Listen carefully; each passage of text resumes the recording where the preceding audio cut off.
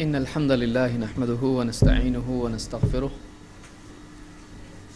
ونعوذ بالله من شرور أنفسنا ومن سيئات أعمالنا من يهده الله فلا مضل له ومن يضلل فلا هادي له وأشهد أن لا إله إلا الله وحده لا شريك له وأشهد أن محمدا عبده ورسوله أما بعد فإن خير الحديث كتاب الله وخير الهدي هدي محمد صلى الله عليه وسلم وشر الأمور محدثاتها وكل محدثة بدعة وكل بدعة ضلالة وكل ضلالة في النار.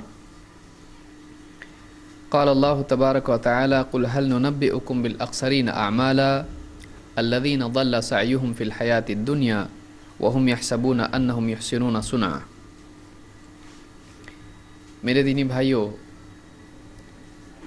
اللہ رب العالمین نے انسان کو ایک بہت قیمتی زندگی دی ہے اور انسان کو بہت ساری صلاحیتیں دی ہیں. اس کو زندگی دی ہے، اس کو موقع دیا ہے تاکہ اس موقع کا وہ صحیح استعمال کر کے آخرت کی زندگی میں کامیاب ہو جائے. دنیا کی زندگی وقتی ہے، آخرت کی زندگی ہمیشہ باقی رہنے والی ہے. اس زندگی میں انسان کی دنیا کی زندگی کے مطابق اس کو اچھا یا برا بدلہ دیا جائے گا. ایک انسان اگر دنیا میں واقعی صحیح زندگی گزار کے جائے تو آخرت میں جانے کے بعد اس کو اس زندگی کی بنیاد پر، ایمان اور عمل کی بنیاد پر اللہ کی طرف سے بہت بڑا انعام دیا جائے گا. ہمیشہ ہمیشہ کی جنت اس کو ملے گی جس میں اس کی تمام چاہتیں پوری ہوں گی.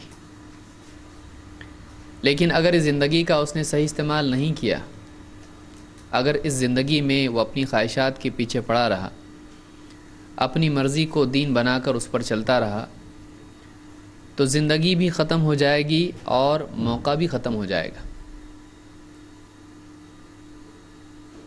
ایک ایسا موقع جو واپس ملنے والا نہیں ہے. اس لیے اس زندگی کا غلط استعمال کرنے والا آدمی بہت بڑے خسارے، گھاٹے، نقصان میں ہے. اس زندگی کو صحیح استعمال کرنا چاہیے. ایک ایک دن آدمی کے ہاتھ سے نکلتا جاتا ہے اور وہ کل پر ٹالتا رہتا ہے کہ کل سے انشاءاللہ میں اچھی زندگی جیوں گا، جو کام میں نے نہیں کیے ہیں میں وہ کل کروں گا. اور اسی طرح سے ایک ایک دن اس کی زندگی کا نکلتے نکلتے پوری زندگی ہاتھ سے نکل جاتی ہے. وہ کل کبھی آتا نہیں ہے. آدمی بھرم میں رہتا ہے، شیطان اس کو غفلت میں ڈالے رکھتا ہے، نفس کی خواہشیں پوری ہوتی رہتی ہیں اور مقصد پورا نہیں ہوتا. اس مقصد کے لیے جینا یہ سب سے بڑی عقل مندی ہے. اور ختم ہونے والے وقت کے بارے میں سمجھداری سے فکر کرنا یہ سب سے بڑی عقل مندی ہے. ہمارے پاس وقت زیادہ نہیں ہے، معلوم نہیں کب موت کا فرشتہ آ جائے اور دنیا سے ہم کو جانا پڑے. کب موت آئے، کب فرشتہ آ جائے، کب ہم دنیا سے آخرت کی زندگی میں چلے جائیں، کوئی ہم میں سے نہیں جانتا ہے. لیکن یہ ہر ایک کے ساتھ ہونے والا ہے. ہم میں سے کوئی آدمی اللہ نے ایسا نہیں پیدا کیا جس کے لیے موت نہیں ہے. ہم میں سے کسی کو اللہ تعالیٰ نے ایسا نہیں بنایا ہے کہ وہ ہمیشہ جینے کے لیے آیا ہے. بڑے بڑے لوگ آئے، مالدار لوگ آئے، پڑھے لکھے لوگ آئے، بادشاہ آئے، نبی آئے، لیکن وہ بھی دنیا سے چلے گئے. یہاں پر کوئی رہنے کے لیے آتا نہیں ہے. تھوڑے دن وہ یہاں رہتا ہے، اس کے بعد یہاں سے اس کو جانا ہے.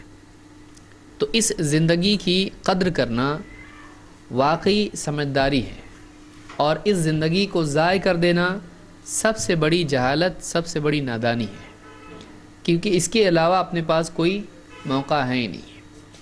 مثال کے طور پر ایک آدمی ہے، اس کے پاس ایک سامنے خزانہ ہے اور اس کے ہاتھ میں اس خزانے کی چابی ہے. اب اگر وہ آدمی اس چابی کو پانی میں، دریا میں، سمندر میں پھینک دے، اب بتائیے اس سے زیادہ جاہل کون ہوگا کہ اس آدمی نے اس خزانے کی چابی سمندر میں ڈال دی، اب وہ خزانہ اس کو نہیں مل سکتا ہے.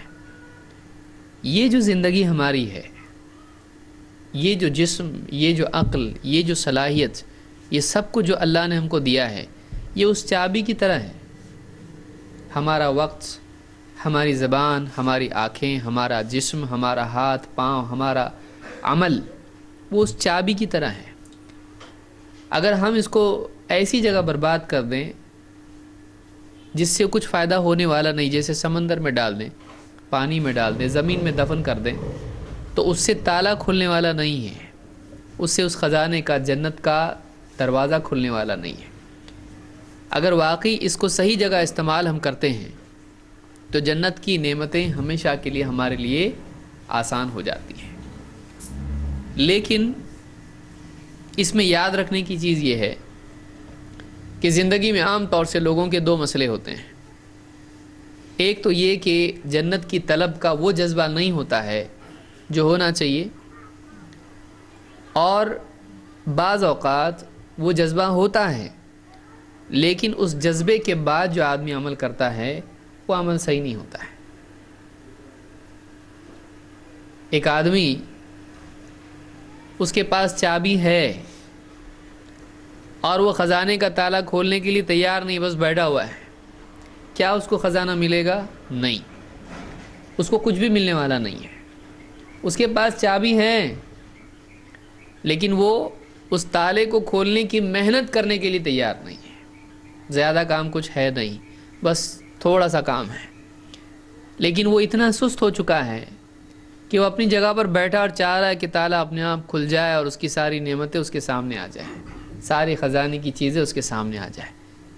یہ آدمی نادان ہے، چابی ہو کے بھی یہ فقیر کا فقیر، بھکاری رہے گا، کچھ نہیں اس کے پاس، مانگنے سے کچھ ملتا نہیں ہے، اس کی کوشش کرنی پڑتی ہے۔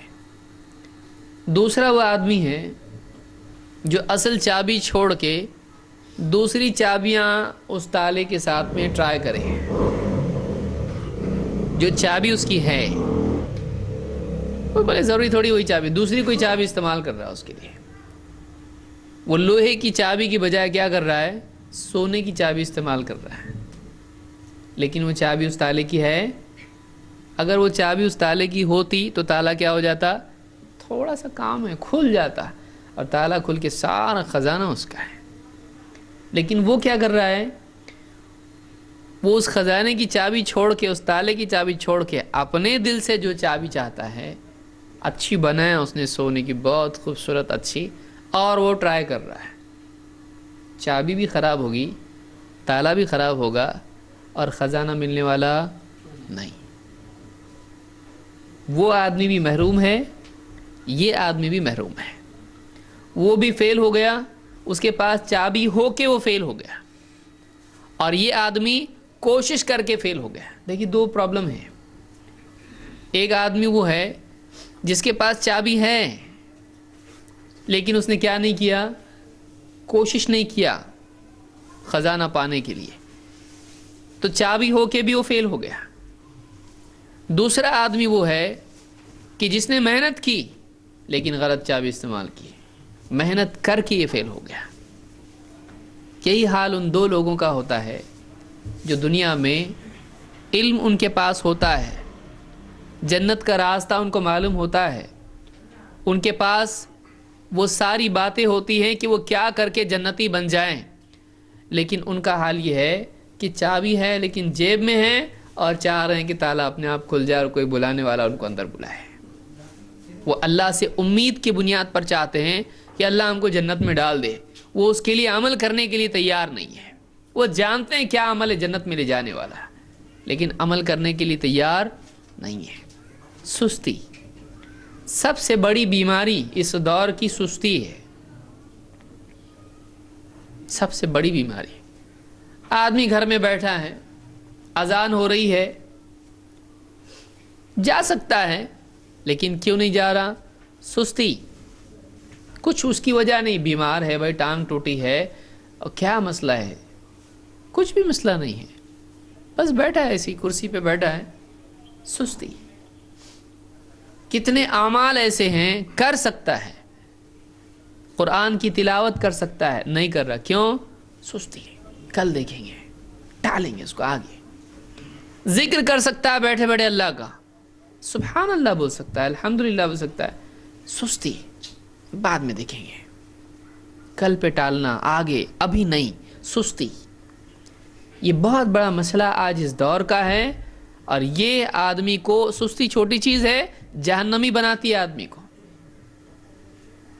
کہ دھیرے دھیرے جب آدمی بے عملی کا عادی ہو جاتا ہے تو پھر عمل کرنا اس کے لیے بہت مشکل ہوتا ہے. پھر کوئی آ کے اگر ہاتھ پکڑ کے چل نماز کو, تو آدمی اتنا زیادہ عادی ہو چکا ہے بے عملی کا, بولتا تو چل میں آیا, جا تو میں آتا, نہیں جاتا ہے, وہ ادھر ہی بیٹھا رہے گا, وہ جا کے آ بھی جاتا.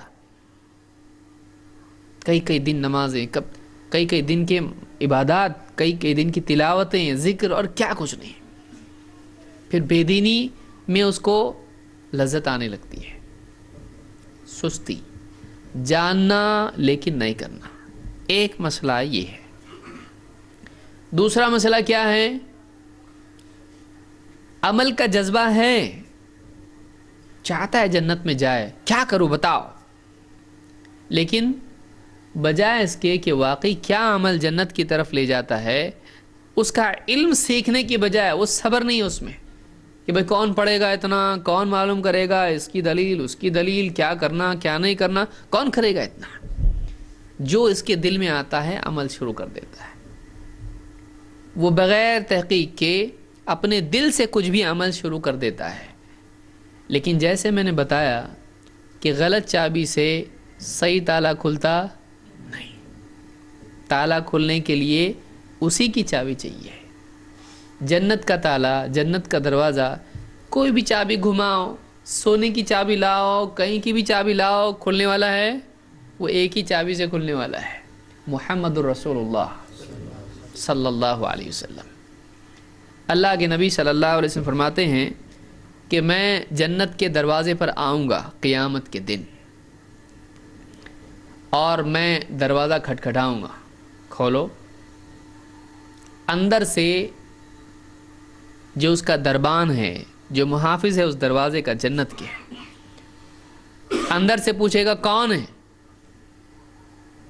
اللہ کے نبی صلی اللہ علیہ وسلم جواب دیں گے محمد, اپنا نام بتائیں گے.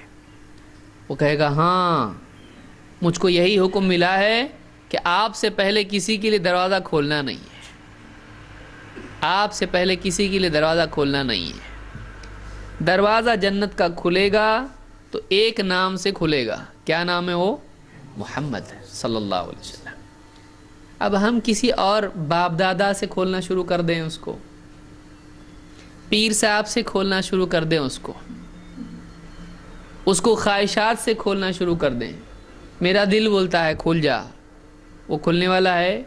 اللہ کے لیے کھل جا, نہیں کھل سکتا. اس کے لیے ایک نام ہے محمد, اور اللہ نے وہی حکم دیا ہے, اللہ ہی کھولے گا, اور کون کھولے گا؟ اللہ کی مرضی کے بغیر کچھ ہوتا نہیں ہے. وہ داروغہ ہے وہاں پہ, محمد صلی اللہ علیہ وسلم خود بھی کھلوا رہے ہیں اس کو نہیں, آپ کا نام سن کے وہ کھولے گا, اللہ کے حکم سے کھولے گا. تو آج ہم دوسری چیزوں سے چاہ رہے ہیں کہ جنت ہمارے لیے کھل جائے, وہ ہونے والا نہیں ہے. تو پہلا پرابلم یہ ہے کہ آدمی جانتا ہے لیکن کرتا نہیں ہے. دوسرا پرابلم یہ ہے کہ آدمی کرتا ہے عمل, لیکن وہ عمل نہیں کرتا ہے جس سے واقعی فائدہ ہوتا ہے. ایسا عمل اللہ کے نزدیک مقبول نہیں ہے. آپ ریلوے اسٹیشن پہ گئے, اب ٹرین آپ کی آئی نہیں, اب تک آپ کے بچے نے آپ کا ہاتھ کھینچ کے بولا ابو وزن کرنا ہے مجھ کو, اپنا وزن کرنا ہے, ٹھیک ہے چلو میں بھی کرتا ہوں. گئے آپ, مشین رکھی ہوئی سامنے, آپ کے گھر کی مشین ہے نہیں, بنانے والے نے اس کو بنایا ہے, آپ کی مشین نہیں ہو. کیا کرنا پڑتا ہے؟ وہاں پڑھا آپ نے, اس پہ لکھا ہوا ہے 1 روپے کا سکہ, 50 پیسے کے 2 سکے, جو کمپنی نے طے کیا ہے وہ بتا دیا بھائی یہ سکے ڈالو اور ٹھہرو, اس کے اوپر وزن آپ کا آ جائے گا. کچھ زیادہ کرنے کی ضرورت نہیں, خالی کیا کرو آپ 1 روپے کا سکہ ڈالو اس میں, کچھ کرنے کی ضرورت نہیں ہے.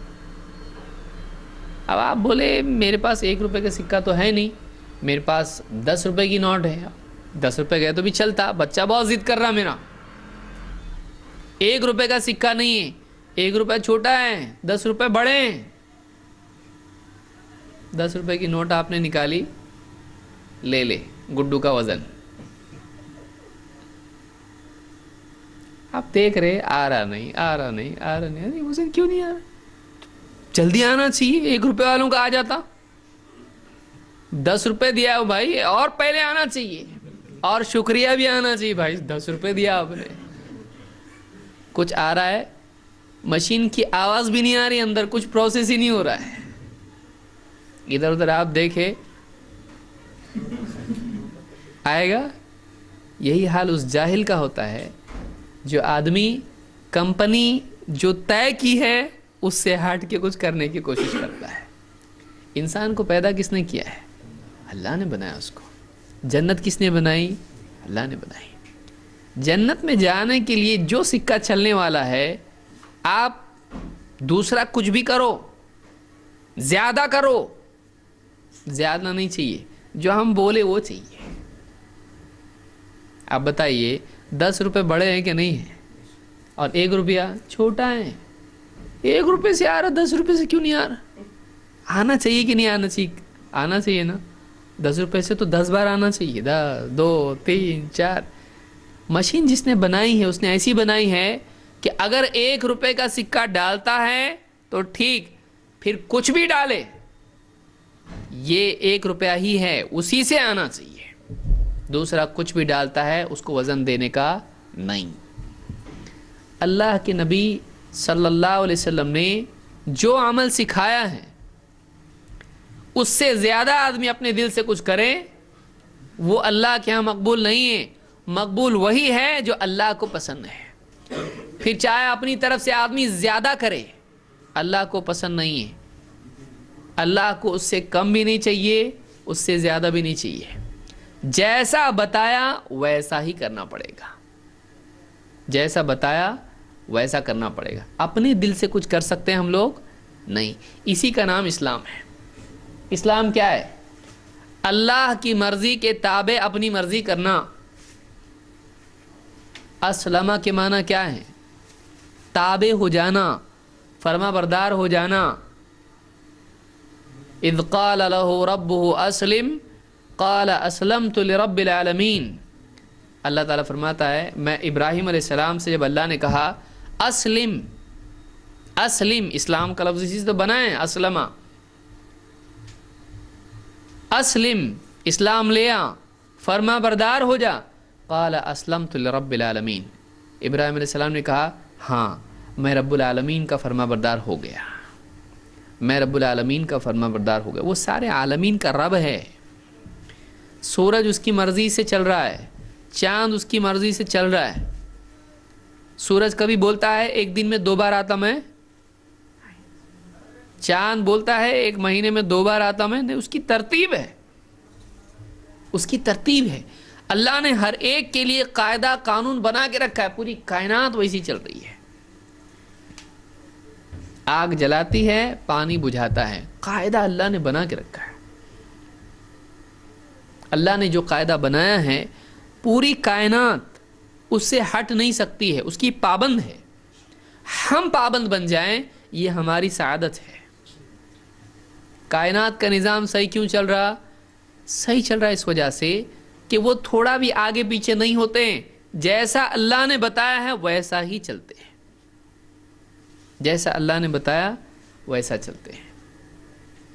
جو ترتیب اللہ نے رکھی ہے اس کی پابند پوری کائنات ہے۔ انسان سے کیا مطالبہ ہے؟ تو بھی ایسے ہی پابند ہو جا، جیسا سارے پابند ہیں تیرے سوا، تو بھی پابند ہو جا۔ اپنی مرضی چھوڑ، اپنی مرضی چھوڑ، اللہ کی مرضی اختیار کر، اللہ کی مرضی کے تابع اپنی مرضی کو کر دے، بس اتنا ہی کرنے کی ضرورت ہے۔ میرا دل ہی چاہتا ہے میں یوں کروں گا، میرا ایسا ہے، میرا، اللہ جو بتاتا وہ کر۔ اس وقت مجھ کو کیا کرنا چاہیے؟ اللہ کی مرضی دیکھ، اللہ تجھ سے کیا چاہتا ہے۔ اپنے سارے پلاننگ، اپنی ساری ترتیب، اپنی خواہشات، اپنی چاہتیں، اپنے ارمان سب ہٹا، اللہ کیا چاہتا پہلے دیکھیں۔ اس کا نام اسلام ہے، یہ اسلام ہے۔ لیکن آج مسلمان کا کیا حال ہے؟ وہ اپنی چاہتیں پوری کرنے میں لگا ہوا ہے، مجھ کو ایسا کرنا ہے، مجھ کو یہ لینا ہے، مجھ کو توں کرنا ہے، جو کرنا ہے، زندگی نکل جاتی، کچھ ملتا نہیں۔ کتنے لوگ آئے کروڑ پتی بننے کے لیے، آپ انٹرویو لو راستے میں کھڑے ہو کے،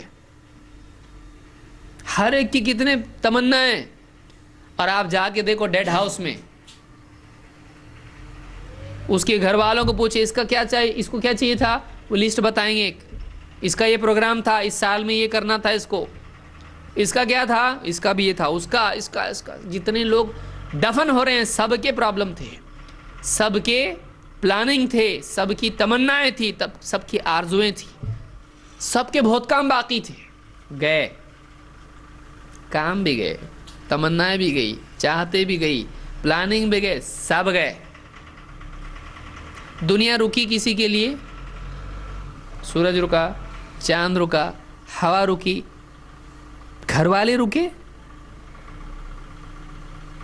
ایک مہینہ پہلے جس کے گھر میں جنازہ ہوا اس کی دکان کھلی کہ بندے جا کے دیکھو، اس کے بچے اسکول جا رہے کہ نہیں جا کے دیکھو، اس کی بیوی کچن میں پکا رہی کہ نہیں پکا رہی کھانا، جا کے دیکھو۔ سب اپنی جگہ کام کر رہے ہیں، یہ گیا، ساری پلاننگ گئے اس کے۔ اب اگر وہ اللہ کی مرضی پوری کر کے جاتا تو کامیاب ہوتا ہو۔ اس نے اللہ کے سوا کس کی مرضی پوری کیا؟ بیوی کی مرضی پوری کیا، مجھ کو یہ چاہیے لیجئے، بیٹا ابو مجھ کو یہ چاہیے لو، رشتہ دار اس کی شادی ہے اس کو یہ دینا پڑے گا، لو، خوش ہوگا۔ سب کی چاہتیں پوری کیا اس نے، اپنی بھی کیا، یہ کھانے کو دل کر رہا، وہ پینے کو دل کر رہا، یہ پہننے کو دل کر رہا، یہ گاڑی چاہیے، یہ موٹر چاہیے، یہ کمپیوٹر چاہیے، یہ فلانی چیز چاہیے، یہ موبائل چاہیے، اپنی بھی چاہتیں پوری کیا۔ ایک چاہت پوری نہیں کیا اس نے، کس کی؟ جس کی چاہت ساری کائنات پوری کرتی ہے، جس کی مرضی کے آگے سب کی مرضیاں ختم ہو جاتی ہیں، اگر وہ چاہے تو وہی ہوتا ہے پھر، کیونکہ اس کو جینا تھا، اس کو رکھنا نہیں تھا اس کو۔ آپ کون کس کی چاہت پوری ہوئی؟ جو گیا زندگی بھر اس کی چاہت پوری کرنے سے رہا۔ اس کی چاہت کیا تھی؟ مجھ کو رہنا ہے یہاں پہ۔ اس کی چاہت کیا تھی؟ اس کو رکھنا نہیں ہے، اس کو رکھنا نہیں ہے۔ کس کی چاہت پوری ہوئی؟ اس کی۔ لیکن یہ فیل ہو گیا، کیوں؟ اس لیے کہ اس نے اپنے دل سے اس کی چاہت پوری نہیں کی، یہ زندگی بھر اس سے بھاگتا رہا، پکڑا اس لے کے گیا فرشتہ۔ بھاگنے والے کو جب پکڑ کے لے جایا جاتا ہے تو مجرم ہوتا ہے، وہ مجرم کی طرح دنیا سے گیا، یہ بھاگ رہا تھا اللہ سے، کتنا بھاگے گا تو؟ فرشتہ آیا اٹھا کے لے کے گیا، یہ مجرم گیا۔ اور ایک وہ آدمی تھا جو اللہ کی طرف دوڑ رہا تھا، اللہ مل جائے مجھ کو، اور فرشتہ راستے میں مل گیا، چل یا ایتھا النفس المطمئنہ ارجعی الی ربک، کیونکہ وہ اس کا حال کیا تھا؟ ففروا الی اللہ، دوڑو اللہ کی طرف، وہ اللہ کی طرف دوڑ رہا تھا۔ فرشتہ آیا، اس کی دوڑ اور آسان ہو گئی، چل اب دوڑنے کی ضرورت نہیں، ہم لے جاتے تیرے کو، ہم لے جاتے اللہ کے پاس تجھ کو۔ یہ کیسا گیا؟ یہ مہمان کی طرح گیا ہے، عزت کے ساتھ گیا، اللہ نے اس کی دوڑ آسان کر دی، اس کو جلدی پہنچایا اللہ نے۔ لہٰذا دنیا میں سب سے عقل مند آدمی وہ ہے جو اللہ کی چاہت پوری کرنے کے لیے اپنی چاہت قربان کرنے کے لیے تیار ہو۔ مجھ کو یہ صحیح لگ رہا، اللہ نے بتایا یہ صحیح ہے، میں جو بول رہا ہوں صحیح نہیں ہے، اللہ جو بتایا وہ صحیح ہے۔ مجھ کو یہ کرنا ہے لیکن اللہ یہ چاہتا ہے، میرا ختم، اللہ جو بولتا ہے وہ، اللہ کا حکم سر آنکھوں پہ، اللہ کی چاہت، اللہ کی مرضی، اللہ کی رضا، یہ اگر آدمی کرتا ہے تو یہ آدمی عقل مند آدمی ہے۔ نہیں، دنیا بھی گئی، آخرت بھی گئی۔ اب بتائیے سب سے ناکام آدمی کون ہے؟ ایک آدمی ہے بس سٹاپ پہ کھڑا ہوا ہے, بس آئی رکی, یہ بولا اس میں بھیڑ ہے, دوسری بس میں جاتا ہوں میں. اب دوسری بس پیچھے بھی آئی, خالی, ایک دم سیٹ ایسی زبردست اے سی. چڑھا بس میں, پوچھا کہاں جا رہی بس, کہاں جانا ہے, وہاں جانا ہے, وہاں نہیں جاتی, ارے نہیں جاتی, اترو. گئی ہے بس, وہ بس جاتی اور آخری بس ہے وہ, اس کے علاوہ نہیں, پیدل جانا پڑے گا, آخری بس ہے وہ. بھاگا وہ بھی نکل گئی. بیوقوف ہے کہ نہیں, نادان, ناکام. یہ بھی گئی, اے سی بھی گیا اور نان اے سی بھی گیا. اب وہ دونوں چیزوں سے محروم ہو گیا, نہ یہ ملا نہ وہ ملا. تو ایک آدمی کی دنیا بھی چلی جائے اور آخرت بھی چلی جائے تو جانے والی, ختم ہونے والی, یہ بس چھوٹنے والی اپنی, بلکہ اس بس میں سے اتارنے والے اپنے کو. ہوا اترو, اب چلو فرشتہ آیا نیچے رکا, لے کے جا رہا تم کو, جاؤ, یہ اس گاڑی میں سے اترنا ہے ہم کو. دنیا میں کتنا چلائے گا گاڑی آدمی, اترنا ہے اس سے. لیکن وہ جنت والی گاڑی چھوڑ گئی, فیل ہو گیا. یہ وہ ایک ہی گاڑی ہے, وہ چھوڑ گئی تو تقدیر, اس کی قسمت لٹ گئی بولتے ہیں نا, برباد ہو گیا وہ. اور اللہ نے ایسے ہی لوگوں کا حال قرآن کریم کی اس آیت میں بیان کیا ہے جو میں نے شروع میں بیان کی. اللہ تعالیٰ فرماتا ہے, قل, اے نبی آپ بتاؤ لوگوں کو, هل ننبئکم بالاخسرین اعمالا, کیا ہم تم کو بتائیں کہ اعمال کے اعتبار سے سب سے زیادہ گھاٹے میں کون ہے. هل ننبئکم بالاخسرین اعمالا, اعمال کے اعتبار سے سب سے زیادہ گھاٹے میں, خسارے میں, لاس میں کون ہے. عمل کر کے بھی لاس میں کون ہے, بھاگ کے بھی نہیں, جو جن کو بس نہیں مل رہی, جو دوڑ کے بھی منزل تک نہیں پہنچ پا رہے ہیں, کر کے بھی نہیں مل رہا ان کو, کون ہے. جن کو کھیتی کر کے بھی کچھ نہیں, سب برباد. بالاخسرین اعمالا, اعمال کے اعتبار سے عمل کر کے بھی سب سے زیادہ گھاٹے میں کون ہے. اللہ نے خود جواب دیا, الذین ضل سعیہم فی الحیاۃ الدنیا وہم یحسبون انہم یحسنون صنعا. یہ وہ لوگ ہیں کہ جن کی دنیا کی ساری کوششیں جو دنیا میں انہوں نے کی تھیں سب برباد ہو گئی ہیں. بہت کوشش کی انہوں نے, بہت اعمال کیے انہوں نے, لیکن سارے اعمال کیا ہو گئے, ضل. ضل عربی زبان میں کیسے کہتے ہیں, جیسے ایک آدمی ہے, اس کے پاس دودھ ہے, اس نے دودھ ریگستان میں کھڑا ہوا ہے, ریتی پہ ڈالا, وہ واپس لے سکتا ہے. فرش پہ گرا کم سے کم کچھ تو کرے گا وہ. ریت میں, ریت پہ اس نے ڈالا. عربی زبان میں ضل اللبن کہتے ہیں کہ دودھ ضائع ہو گیا. ضل لفظ استعمال ہوتا ہے, کیسے, ریت کے اوپر ڈال دیا تو کہاں چلا گیا وہ, لے سکتا واپس اس کو نہیں. جن کی دنیا کی کوششیں رائیگاں چلی گئی, برباد ہو گئی, ویسے ہی جیسے پانی اور دودھ ریت پر ڈال دیا جائے تو کیا ہو جاتا ہے, ختم, گیا ہو, واپس لے بھی نہیں سکتا اس کو.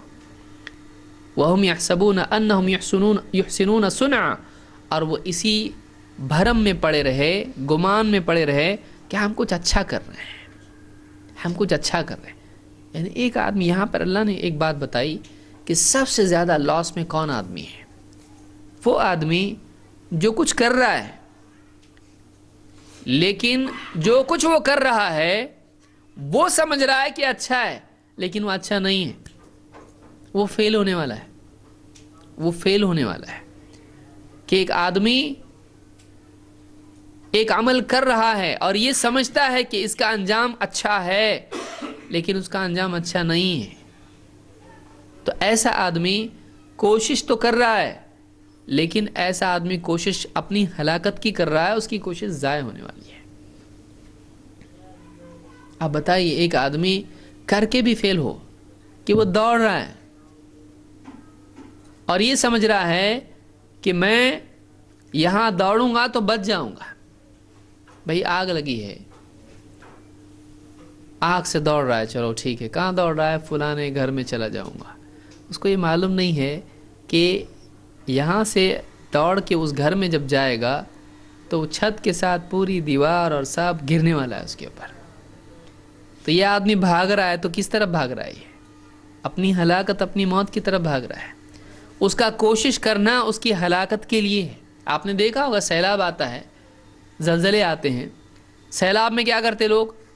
فلاں جگہ سے یہ گھر سے نکل کے بھاگتے، ادھر بھاگتے ہیں، فلاں بلڈنگ پہ جاتے، لیکن وہ بلڈنگ بھی بیٹھ جاتی، پانی میں بہہ کے نکل جاتے۔ کوئی آدمی پیڑ پہ چڑھ جاتا، کوئی آدمی کسی گاڑی میں چڑھ جاتا، کوئی آدمی کسی لکڑی کو پکڑ لیتا ہے، لیکن وہ اس کو اور تیزی سے لے کے چلی جاتی ہے اس سیلاب کے اندر۔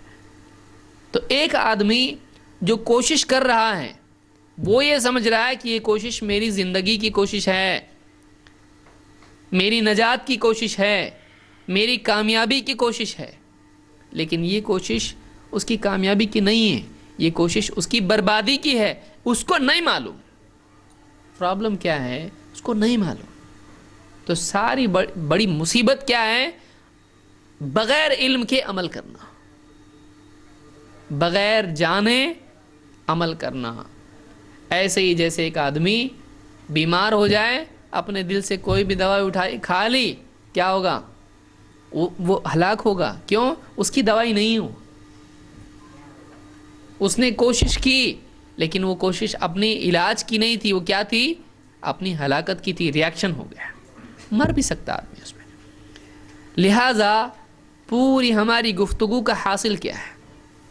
ایک آدمی کوشش کرے، صرف چاہتے نہیں رکھے کہ کاش کہ مل جائے، ایسا مل گیا تو کتنا اچھا ہوا، اللہ تعالی جنت میں ڈال دے تو کتنا اچھا ہوگا، اللہ مغفرت کر دے تو کتنا اچھا ہوگا۔ بے عملی پر کامیابی کی عمارت تعمیر کرنا بے وقوفی ہے۔ کچھ کر رہا نہیں اور چاہ رہا ہے کہ اگے۔ ایک آدمی ہاتھ میں لے رہا ہے اناج، کتنا اچھا ہے نا، بہت ہائی کوالٹی کا چاول ہے، کھیت میں اگے گا، وہ جیب میں لے کے گھوم رہا اس کو، بوری میں رکھا اس نے، اچھا کھیت میں نہیں اگے گا جب تک کہ کھیتی نہیں کرے گا۔ یہ زمین دنیا کی کھیتی کا حال ہے، آخرت کی کھیتی کا کیا ہے؟ ہو جائے گی، اگ جائے گی ایسے ہی بغیر محنت کے۔ کاش کہ اپنا آخرت میں ایسا ہو۔ تمنا سے کچھ نہیں ہوتا، تمناؤں سے کچھ نہیں ہوتا۔ لیس بامانیکم ولا امانی اہل الکتاب، تمہاری تمنا سے بھی کچھ نہیں ہوتا اور اہل کتاب کی تمنا سے بھی کچھ نہیں ہوتا۔ صرف تمنا سے دنیا میں کچھ ہوتا، کاش کہ گھر میں بریانی بن جائے اور بیوی میکے میں، بنے گی؟ نہیں بنے گی۔ اٹھ بیٹا کچھ تو بنا، کھا، تیرے چاہنے سے کھونے والا ہے۔ اچانک کتنا اچھا ہوتا نا، اچانک ایسا کہ جو ہے گیس آن ہو جاتا، ہنڈی اس پہ آ جاتی اور اس میں پانی آ جاتا، اس میں گھی اور سے تیل نمک اور ان کے چاول بریانی گوشت ایک دم آ جاتا اس میں، کتنا اچھا ہوتا۔ پھر ساری بات ختم ہوئی، آیا ٹائم گیا، ٹائم گیا، تیری کہانی نے تیری زندگی کا ٹائم لے لیا، بھوک بڑھا دی اور کھانا بھی نہیں ہے اور دکانیں بھی بند ہو گئی۔ اب بنا بھی سکتا تھا، وہ ٹائم بھی گیا، کیا فائدہ؟ ہم انہی لوگوں میں سے ہیں۔ ہم بیٹھ کے زندگی میں ایسا ہونا چاہیے، یہ ہوا تو کتنا اچھا، وہ ہوتا، ٹائم جا رہا ہمارا، ٹائم جا رہا، کپڑا منہ پہ رکھ دیں گے، ڈال دو مٹی، ڈالو، ہاں ڈالو، ٹائم ختم۔ ہوش جب آدمی کو آئے گا، پہلا سوال ہوگا من ربک، ارے جا کے کرتا، ٹائم نہیں ہے ابھی، ہو گیا تمہارا، ختم، تمہاری زندگی ختم۔ تو ایک تو وہ لوگ ہیں کہ جو صرف باتوں میں اپنی زندگی برباد کر رہے ہیں، کرنے کا کام نہیں کر رہے ہیں، ان کو معلوم ہے کیا کرنا چاہیے، نہیں کر رہے ہو۔ دوسرے وہ لوگ ہیں کہ جو کر تو رہے ہیں لیکن کیا کرنا چاہیے ان کو ٹھیک سے معلوم نہیں ہے، اور سب کیا کرایا ان کا برباد ہونے والا ہے۔ الذین ضل سعیہم فی الحیات الدنیا وہم یحسبون انہم یحسنون صنعا، کہ جن کی دنیا کی ساری کوششیں برباد ہو گئیں اور وہ اسی گمان میں پڑے رہے کہ ہم بہت اچھا کام کر رہے ہیں۔ یہ اس آدمی کا حال ہے کہ جو اسلام کے علاوہ کسی اور دین پر ہو اور اسی کو اپنی کامیابی سمجھے۔ یہ اس آدمی کا حال ہے کہ جو اسلام میں ہے لیکن نبی کریم صلی اللہ علیہ وسلم کی سنت چھوڑ کے کسی اور طریقے پر چل کر چاہ رہا ہے کہ جنت میں جائے. نبی کا راستہ چھوڑ کے کوئی اور راستہ چلے, نبی کی سنت کی بجائے کوئی اور طریقہ اپنائے اور یہ چاہے کہ وہ جنت تک پہنچانے والا ہے. پہنچے گا وہ جنت میں؟ ہر منزل کا ایک راستہ ہوتا ہے. اس راستے کو چھوڑ کے آپ کتنی بھی بھاری گاڑی چلاؤ, کتنی بھی سپیڈ میں جاؤ, آپ پہنچنے والے ہیں. یہ راستہ جاتا ہے منزل کی طرف, یہاں فاسٹ چلا, یہاں کا راستہ بہت اچھا ہے, یہ راستہ تھوڑے یہاں پر گڑھے ہیں, تھوڑا یہاں پر بہت تکلیف ہوتی ہے, یہ تکلیف والا راستہ ہے. یہ راستہ کیسا ہے؟ یہ راستہ بہت اچھا ہے, ہائی وے, یہ ایکسپریس ہائی وے ہے. اچھا, تو یہاں جانے سے پہنچے گا؟ بولے چلو یہ راستہ اچھا نہیں, یہاں جائیں گے ذرا اچھے سے, اسپیڈ میں جلدی پہنچیں گے. ارے کہاں پہنچیں گے؟ منزل پہ نہیں پہنچیں گے, کہیں اور پہنچ جائیں گے. تم کو یہی اسی راستے پہ چلنا پڑے گا, یہی سے منزل آتی ہے. جنت کے لیے جنت کے راستے پہ چلنا پڑے گا, کسی اور راستے پہ چل کے جنت میں نہیں جا سکتے. اور وہ راستہ کون سا ہے؟ محمد رسول اللہ صلی اللہ علیہ وسلم کا بتایا ہوا راستہ ہے. سنت کا نتیجہ جنت. جنت میں جانا ہے تو آدمی کو سنت والا راستہ اپنانا پڑے گا کہ اللہ کے نبی صلی اللہ علیہ وسلم نے جو سکھایا اس کا پابند بن جائے. اللہ کے نبی صلی اللہ علیہ وسلم کی سنتیں ایک ایک کر کے زندگی میں لاتا چلا جائے. کچھ بھی عمل کرنا چاہتا ہے, کیا کرنا ہے؟ اللہ کو راضی کرنا ہے. اچھا, اللہ کو راضی کرنا ہے, اللہ کو خوش کرنا ہے. اللہ ایک ہی چیز سے خوش ہوتا ہے, وہ اللہ کے نبی صلی اللہ علیہ وسلم کا طریقہ ہے. اور قرآن میں اللہ نے اس کو بیان کیا ہے. اللہ نے قرآن کریم میں فرمایا, قُلْ إِن كُنْتُمْ تُحِبُّونَ اللَّهَ فَاتَّبِعُونِي يُحْبِبْكُمُ اللَّهُ. اے نبی آپ کہو کہ اگر تم اللہ سے محبت کرتے ہو تو میری اتباع کرو, میری پیروی کرو, میرے پیچھے چلو. اللہ بھی تم سے محبت کرے گا. تو اللہ محبت کرے گا نبی کی اتباع پر اور کسی چیز پر نہیں. اللہ کو دوسرا پسند ہی نہیں کچھ. اللہ کو اگر پسند ہے تو محمد عربی صلی اللہ علیہ وسلم کا طریقہ پسند ہے. پھر کوئی آدمی یہ کرتا ہے, مجھ کو یہ اچھا لگتا ہے, میرے باپ دادا یہ کرتے تھے, لوگ ایسا کرتے ہیں, سماج ایسا کرتا ہے, فلانی چیز بہت اچھی, اس میں فائدہ زیادہ ہے, اس میں غلط کیا ہے, اس میں برا کیا ہے. کچھ بھی کر, ایک چیز کرے گا تو ہی اللہ خوش ہوگا, وہ کیا ہے؟ سنت. اس کے علاوہ تو کچھ بھی کر, اللہ کو پسند نہیں ہے. وہ اللہ کو ایک ہی چیز پسند ہے, وہ اللہ کے نبی صلی اللہ علیہ وسلم کی سنت. اسی سے جنت کا دروازہ کھلنے والا ہے, اس کے علاوہ کچھ نہیں. سنت کے بالمقابل کیا ہیں؟ سنت کے بالمقابل ہے بدعت. بدعت کہتے کس کو ہے؟ بدعت کہتے ہیں دین کے کامل ہو جانے کے بعد اس میں اپنی طرف سے کوئی اضافہ تبدیلی کرنا. بدعہ کے معنی عربی زبان میں نئی چیز کے ہوتے ہیں. نئی چیز. دین کامل ہو چکا ہے کہ نہیں ہو چکا ہے؟ اللہ نے قرآن کریم میں فرمایا, الیوم اکملت لکم دینکم, آج میں نے تمہارے دین کو تمہارے لیے کامل کر دیا. دین کامل ہے, اللہ نے پورا دین دے دیا ہے. کیا کرنا چاہیے, کیا نہیں کرنا چاہیے, اللہ کس سے خوش ہوتا ہے, کس سے ناراض ہوتا ہے, کس سے جنت ملتی ہے, کس سے جہنم ملتی ہے, بتا دیا اللہ نے.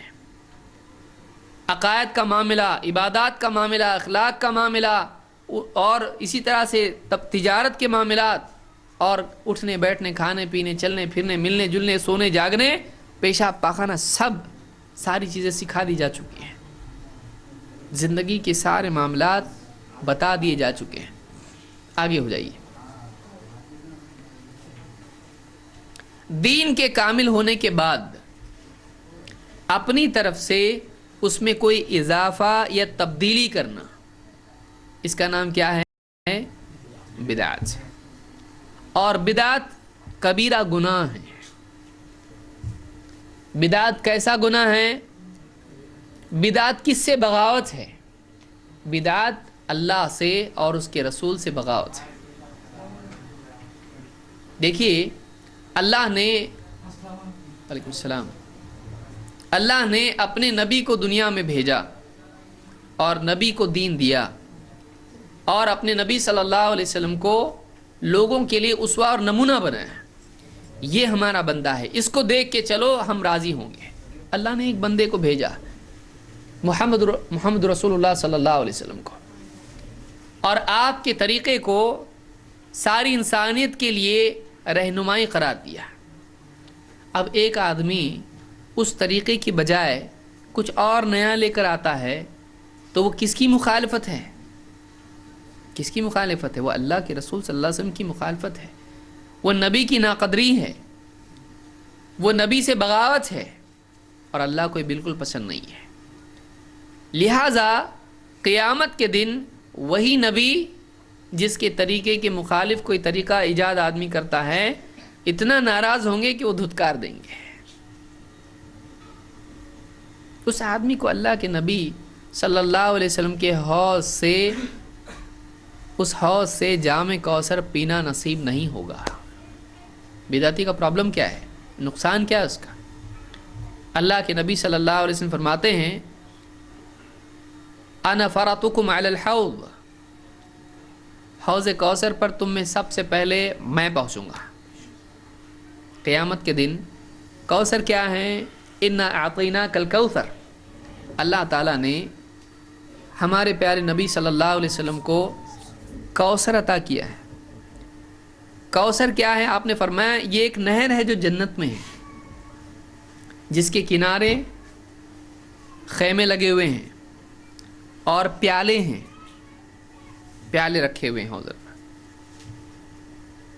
اور وہ جو یعنی نہر ہے وہ جنت میں اصلاً، اور اس کا پانی نہایت ہی لذیذ، میٹھا، لذیذ، ٹھنڈا، ایک دم فرحت دینے والا ہے۔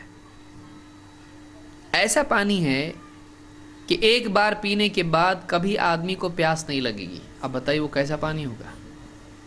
پیاس نہیں لگے گی، اس کی پیاس ہمیشہ کے لیے ختم، کبھی وہ پیاسا نہیں ہوگا۔ اور وہ جو نہر ہے، اس نہر کا تعلق ہوگا قیامت کے دن اس حوض سے جو اللہ کے نبی صلی اللہ علیہ وسلم کے ہاں ہوگا، جس پر آپ سب سے پہلے پہنچیں گے۔ حشر کا میدان ہے، سورج بالکل قریب آ چکا ہے، اور ایک دم پریشانی کے حالات ہیں، اور اب لوگوں کا جنت جہنم کا فیصلہ ہونے والا ہے، اور بالکل گھبراہٹ کا ماحول ہے، اور اللہ کے نبی صلی اللہ علیہ وسلم وہاں حوض کوثر پر موجود ہیں۔ وہ حوض ایسا ہے کہ بالکل چوکور ہے، بہت دور تک ہے، وہ بہت بڑا ہے وہ، اور اس کے جو منڈیر ہے، اس کی جو حوض کا ہوتا ہے اس طرح سے، جس پر لوگ بیٹھتے بھی ہیں پانی لینے کے لیے، اس پر پیالے رکھے ہوئے۔ کتنے پیالے ہیں؟ آپ فرماتے ہیں کہ آسمان میں جتنے ستارے ہیں اتنے پیالے ہیں اس کے اوپر۔ اس کی زیادہ تفصیل میں نہیں جاؤں گا کیونکہ ہمارا اصل موضوع نہیں ہی ہے، اور بہت لذیذ پانی ہے۔ آپ فرماتے ہیں کہ من وردہ شرب منہ، جس آدمی کو اس حوض پر آنے کا موقع ملے گا اس کو اس حوض سے پینا بھی نصیب ہوگا، وہ پانی پیے گا آدمی، اور جو آدمی اس کا پانی پیے گا ومن شرب منہ لم یظمأ بعدہ ابدا، اور جو اس کا پانی پیے گا اس کے بعد اس کی پیاس ہمیشہ کے لیے ختم کر دی جائے گی، وہ کبھی پیاسا نہیں ہوگا، اس کا اثر ہوگا، پیے گا، پیاس ہمیشہ کے لیے ختم، ایک دم اس کو اچھا لگے گا۔ لیکن آپ فرماتے ہیں لَيَرِدُ عَلَيَّ أَقْوَامٌ أَعْرِفُهُمْ وَيَعْرِفُونِي، لیکن کچھ لوگ آئیں گے اور میرے پاس آنے کی کوشش کر رہے ہوں گے قیامت کے دن، اور میں ان کو دیکھ کے پہچان لوں گا، وہ بھی مجھ کو دیکھ کے پہچان لیں گے۔ ثُمَّ يُحَالُ بَيْنِي وَبَيْنَهُمْ، لیکن پھر میرے اور ان کے بیچ میں رکاوٹ پیدا کر دی جائے گی، ان کو روک دیا جائے گا، آنے نہیں دیا جائے گا مجھ تک۔ نبی صلی اللہ علیہ وسلم تک پہنچنا نصیب نہیں ہوگا ان لوگوں کو. نبی کے پاس جانا چاہ رہے ہیں. آپ بتائیے آج اگر کسی کو موقع ملتا اگر اللہ کے نبی صلی اللہ علیہ وسلم سے ملنے کے لیے, تو کیا وہ پیچھے رہتا؟ کوئی مسلمان اس سے امید ہو سکتی ہے؟ حشر کا میدان سامنے نبی دکھائی دے رہے ہیں, اللہ کے نبی صلی اللہ علیہ وسلم سامنے دکھ رہے ہیں, ہمارے نبی ہیں, اور وہ آنے کی کوشش کرے گا کیونکہ پیاس بھی اتنی زیادہ ہوگی. قیامت کا دن ہے, اتنی آپ بتائیے دھوپ میں آدمی کھڑا ہے, ایسی دھوپ جس میں کوئی سایہ نہیں. کوئی سایہ ہوگا قیامت کے دن؟ کوئی سایہ نہیں, سوائے عرش کے سایہ کے کوئی سایہ نہیں ہوگا. پیاس سے پریشان مخلوق, وہ حوض پر آنے کی کوشش کریں گے, نبی کے پاس آنے کی کوشش کریں گے, اللہ کے نبی صلی اللہ علیہ وسلم سے ملنے کی کوشش کریں گے. آپ فرماتے ہیں ثم یحال بینی و بینہم, میرے ان کے بیچ میں رکاوٹ پیدا ہو جائے گی, ان کو آنے نہیں دیا جائے گا. فرشتے ان کو روکیں گے. فاقول انہم منی, میں فرشتوں سے کہوں گا کیوں روکتے ہیں ان کو, وہ تو میرے آدمی ہیں, میرے لوگ ہیں, میرے امتی ہیں, آنے دو ان کو, میرے ہیں وہ, پرائے نہیں ہیں وہ میرے ہیں. لیکن فرشتے کیا کہیں گے؟ فرشتے کہیں گے نہیں, انک لا تدری ما بدلوا بعدک, اے نبی آپ کو معلوم نہیں آپ کے بعد انہوں نے دین میں کیا کیا تبدیلیاں کر دیں, آپ کو نہیں معلوم. انہوں نے دین میں چینجز کر دیے. آپ دین چھوڑ کے گئے تھے, انہوں نے آنے کے بعد اس دین میں چینج کر دیا, اپنے دل سے کچھ بھی داخل کر دیا دین کے اندر. انک لا تدری ما احدثوا بعدک, آپ کو نہیں معلوم انہوں نے دین میں کیا کیا بدعتیں نکال لی. اب آپ بتائیے فرشتوں کا جو جواب ہوگا.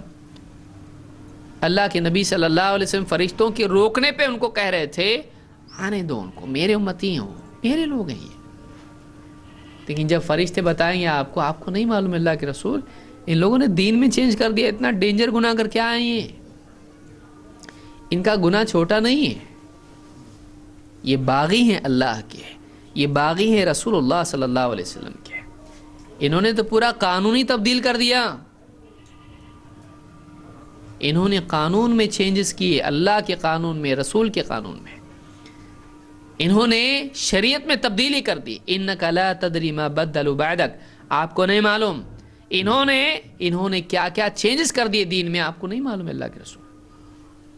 جب یہ جواب سنیں گے فرشتوں کا اللہ کے نبی صلی اللہ علیہ وسلم, تو آپ دیکھیے اللہ کے رسول صلی اللہ علیہ وسلم خود کہہ رہے تھے آنے دو, اب آپ ان سے بھی زیادہ سختی سے آپ کہیں گے سحقن سحقن لمن بدل بعدی, ایسا دور ہو جاؤ, دوری ہو ان لوگوں کے لیے جنہوں نے میرے بعد دین میں تبدیلیاں کر دی.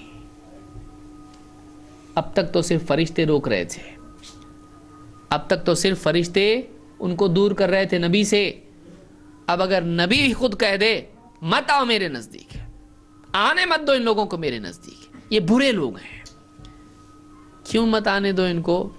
حدیث کے الفاظ دیکھیے, سحقن سحقن لمن بدل بعدی, دوری ہو ان لوگوں کے لیے جنہوں نے میرے بعد تبدیلی کی.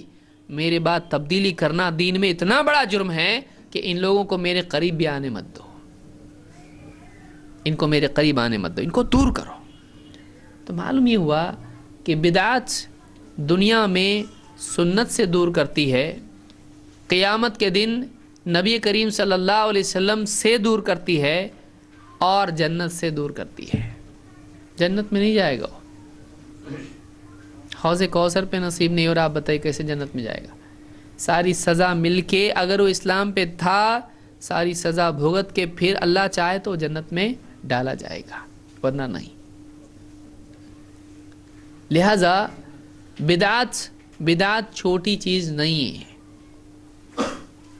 بدعت چھوٹی چیز نہیں ہے. ایک آدمی ہے وہ چوری کرتا ہے, دھوکہ دیتا ہے, گناہ ہے, گورنمنٹ اس کو, حکومت اس کو, بادشاہ اس کو سزا دیتا ہے, چوری کیا اس کی سزا ہے, یہ اس کی سزا ہے. اب وہ آدمی اپنی طرف سے نقلی نوٹ چھاپتا ہے اور یہ بولتا ہے کہ یہ حکومت کی طرف سے ہے۔ آپ بتائیے زیادہ سخت ناراض حکومت کس سے ہوتی ہے؟ چوری کرنے والے بہت سارے لوگ چوری کرتے ہیں، لیکن اس آدمی کا گناہ زیادہ بڑا مانا جاتا ہے۔ کیوں؟ اس لیے کہ اس نے گورنمنٹ سے فراڈ کی کوشش کی ہے، اس نے عام لوگوں سے نہیں، اس نے حکومت سے، بادشاہ سے جھوٹا سکہ یہ چلا رہا ہے، جھوٹی نوٹ یہ چلا رہا ہے۔ یہ آدمی زیادہ خطرناک مجرم ہے، یہ آدمی باغی مانا جاتا ہے گورنمنٹ کا۔ آپ بتائیے کوئی آدمی کسی سے پیپر پہ لکھا کے لے لے کچھ بھی غلط باتیں، غلط ہے، وہ گناہ گار ہے وہ، لیکن اپنی طرف سے نقلی بانڈ پیپر آدمی بنائے، کورٹ چھوڑتی اس کو، وہ بڑا گناہ گار ہے۔ کیوں؟ اس نے تو چیٹنگ پبلک سے نہیں کیا، اس نے چیٹنگ گورنمنٹ سے کیا، اس نے بغاوت کیا ہے۔ یہ لوگوں کا مجرم نہیں ہے، یہ حکومت کا مجرم ہے۔ جو آدمی شراب پی رہا ہے، چوری کر رہا ہے، جوا کھیل رہا ہے، یہ گناہ گار ہے، برا ہے یہ۔ لیکن اس سے بڑا گناہ گار وہ ہے جو اللہ کے دین کو چینج کر دے رہا، جو اللہ کے دین کو چینج کر رہا۔ جو آدمی نماز کو نہیں جا رہا ہے برا ہے، لیکن جو آدمی مسجد توڑ رہا ہے، جو آدمی مسجد خراب کر رہا ہے، قبلہ بدل رہا ہے، بھائی ایک دو آدمی ہیں، ایک آدمی ہے جو نماز نہیں پڑھ رہا ہے، گناہ گار ہے کہ نہیں ہے، اور دوسرا آدمی وہ ہے جو سب کو بول رہا ہے ادھر مت پڑھو نماز، ادھر پڑھو، دوسری طرف قبلہ ہے۔ بڑا مجرم کون ہے؟ انفرادی گناہ ہے، اس کا نماز نہیں پڑھنا اس کا اپنا گناہ ہے، لیکن ایک آدمی قبلہ ہی بدل دے رہا ہے، وہ دین میں چینجز کر دے رہا ہے۔ وہ آدمی اگر نماز پڑھے بھی تب بھی گناہ گار ہے، کیونکہ یہ آدمی دین ہی کو چینج کر رہا ہے، یہ دین کا ڈھانچہ بدل رہا ہے۔ یہ بڑا مجرم ہے کیونکہ اللہ کی طرف سے بھیجی ہوئی چیز کو چینج کر رہا ہے، یہ بدعت ہے۔ اور لوگ بدعت کو چھوٹا سمجھتے ہیں، اور شراب اور جوئے کو اور اس کو اور اس کو، زنا کو اور چوری کو، اس کو بڑا سمجھتے ہیں، بدعت کو چھوٹا سمجھتے ہیں، بدعت کو چھوٹا سمجھتے ہیں۔ وہ آدمی جو باہر بیٹھ کے مسجد کے باہر کہیں جا کے شراب خانے میں شراب پی رہا ہے وہ برا ہے، لیکن وہ آدمی جو مسجد میں آ کے قبلہ بدل رہا ہے وہ اس سے برا ہے، وہ اس سے برا ہے، اگرچہ وہ مسجد میں نماز پڑھ رہا ہے۔ تو یہ فرق ہے، لیکن لوگ اس بارے میں سمجھ نہیں پاتے ہیں، یہ کیسا کہ برا، یہ کیسا کہ برا، لوگوں کو سمجھ میں نہیں آتا ہے۔ کیوں؟ اس لیے کہ لوگ یہ سمجھتے ہیں کہ دین کے نام پہ اگر کچھ کیا جائے تو برا نہیں ہوتا ہے۔ پرابلم کیا ہے سب سے بڑا؟ لوگ یہ سمجھتے ہیں کہ دین کے نام پہ اگر کچھ کیا جائے وہ برا نہیں ہوتا ہے۔ تو دین کے نام پر اگر کوئی آدمی ایسا عمل کرتا ہے جو دین میں نہیں ہے تو بھی وہ برا ہے، چاہے وہ دین کے نام پر ہو۔ ضروری نہیں دین سے جڑ جائے تو اچھا ہی ہوتا ہے، کچھ دین سے جڑنے والی چیز بری بھی ہو سکتی ہے، دین سے جڑنے والی چیز بری بھی ہو سکتی ہے۔ کیوں؟ اس لیے کہ وہ دین سے جڑی ہے لیکن دین نہیں ہے، دین کے نام پر ہے، یعنی اور بھی زیادہ خطرناک ہے، اور بھی برا ہے۔ ایسی ہر چیز جو دین کے کامل ہو جانے کے بعد نئی اس میں نکالی جائے یا جو ہے اس میں چینجز کیے جائیں تو اس کو کیا کہتے ہیں؟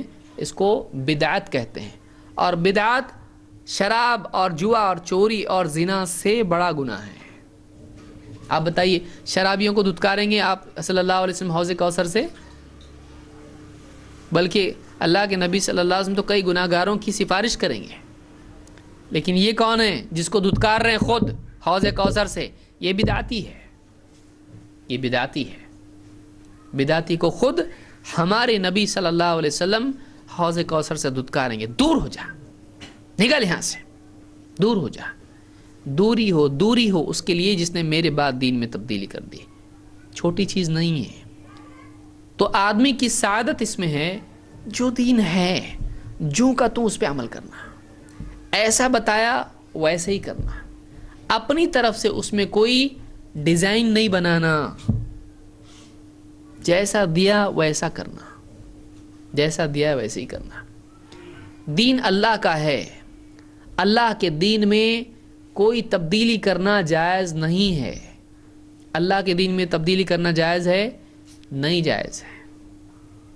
آپ کا سفید قمیص ہے، اب آپ نے دھوبی کو دھونے کے لیے دیا،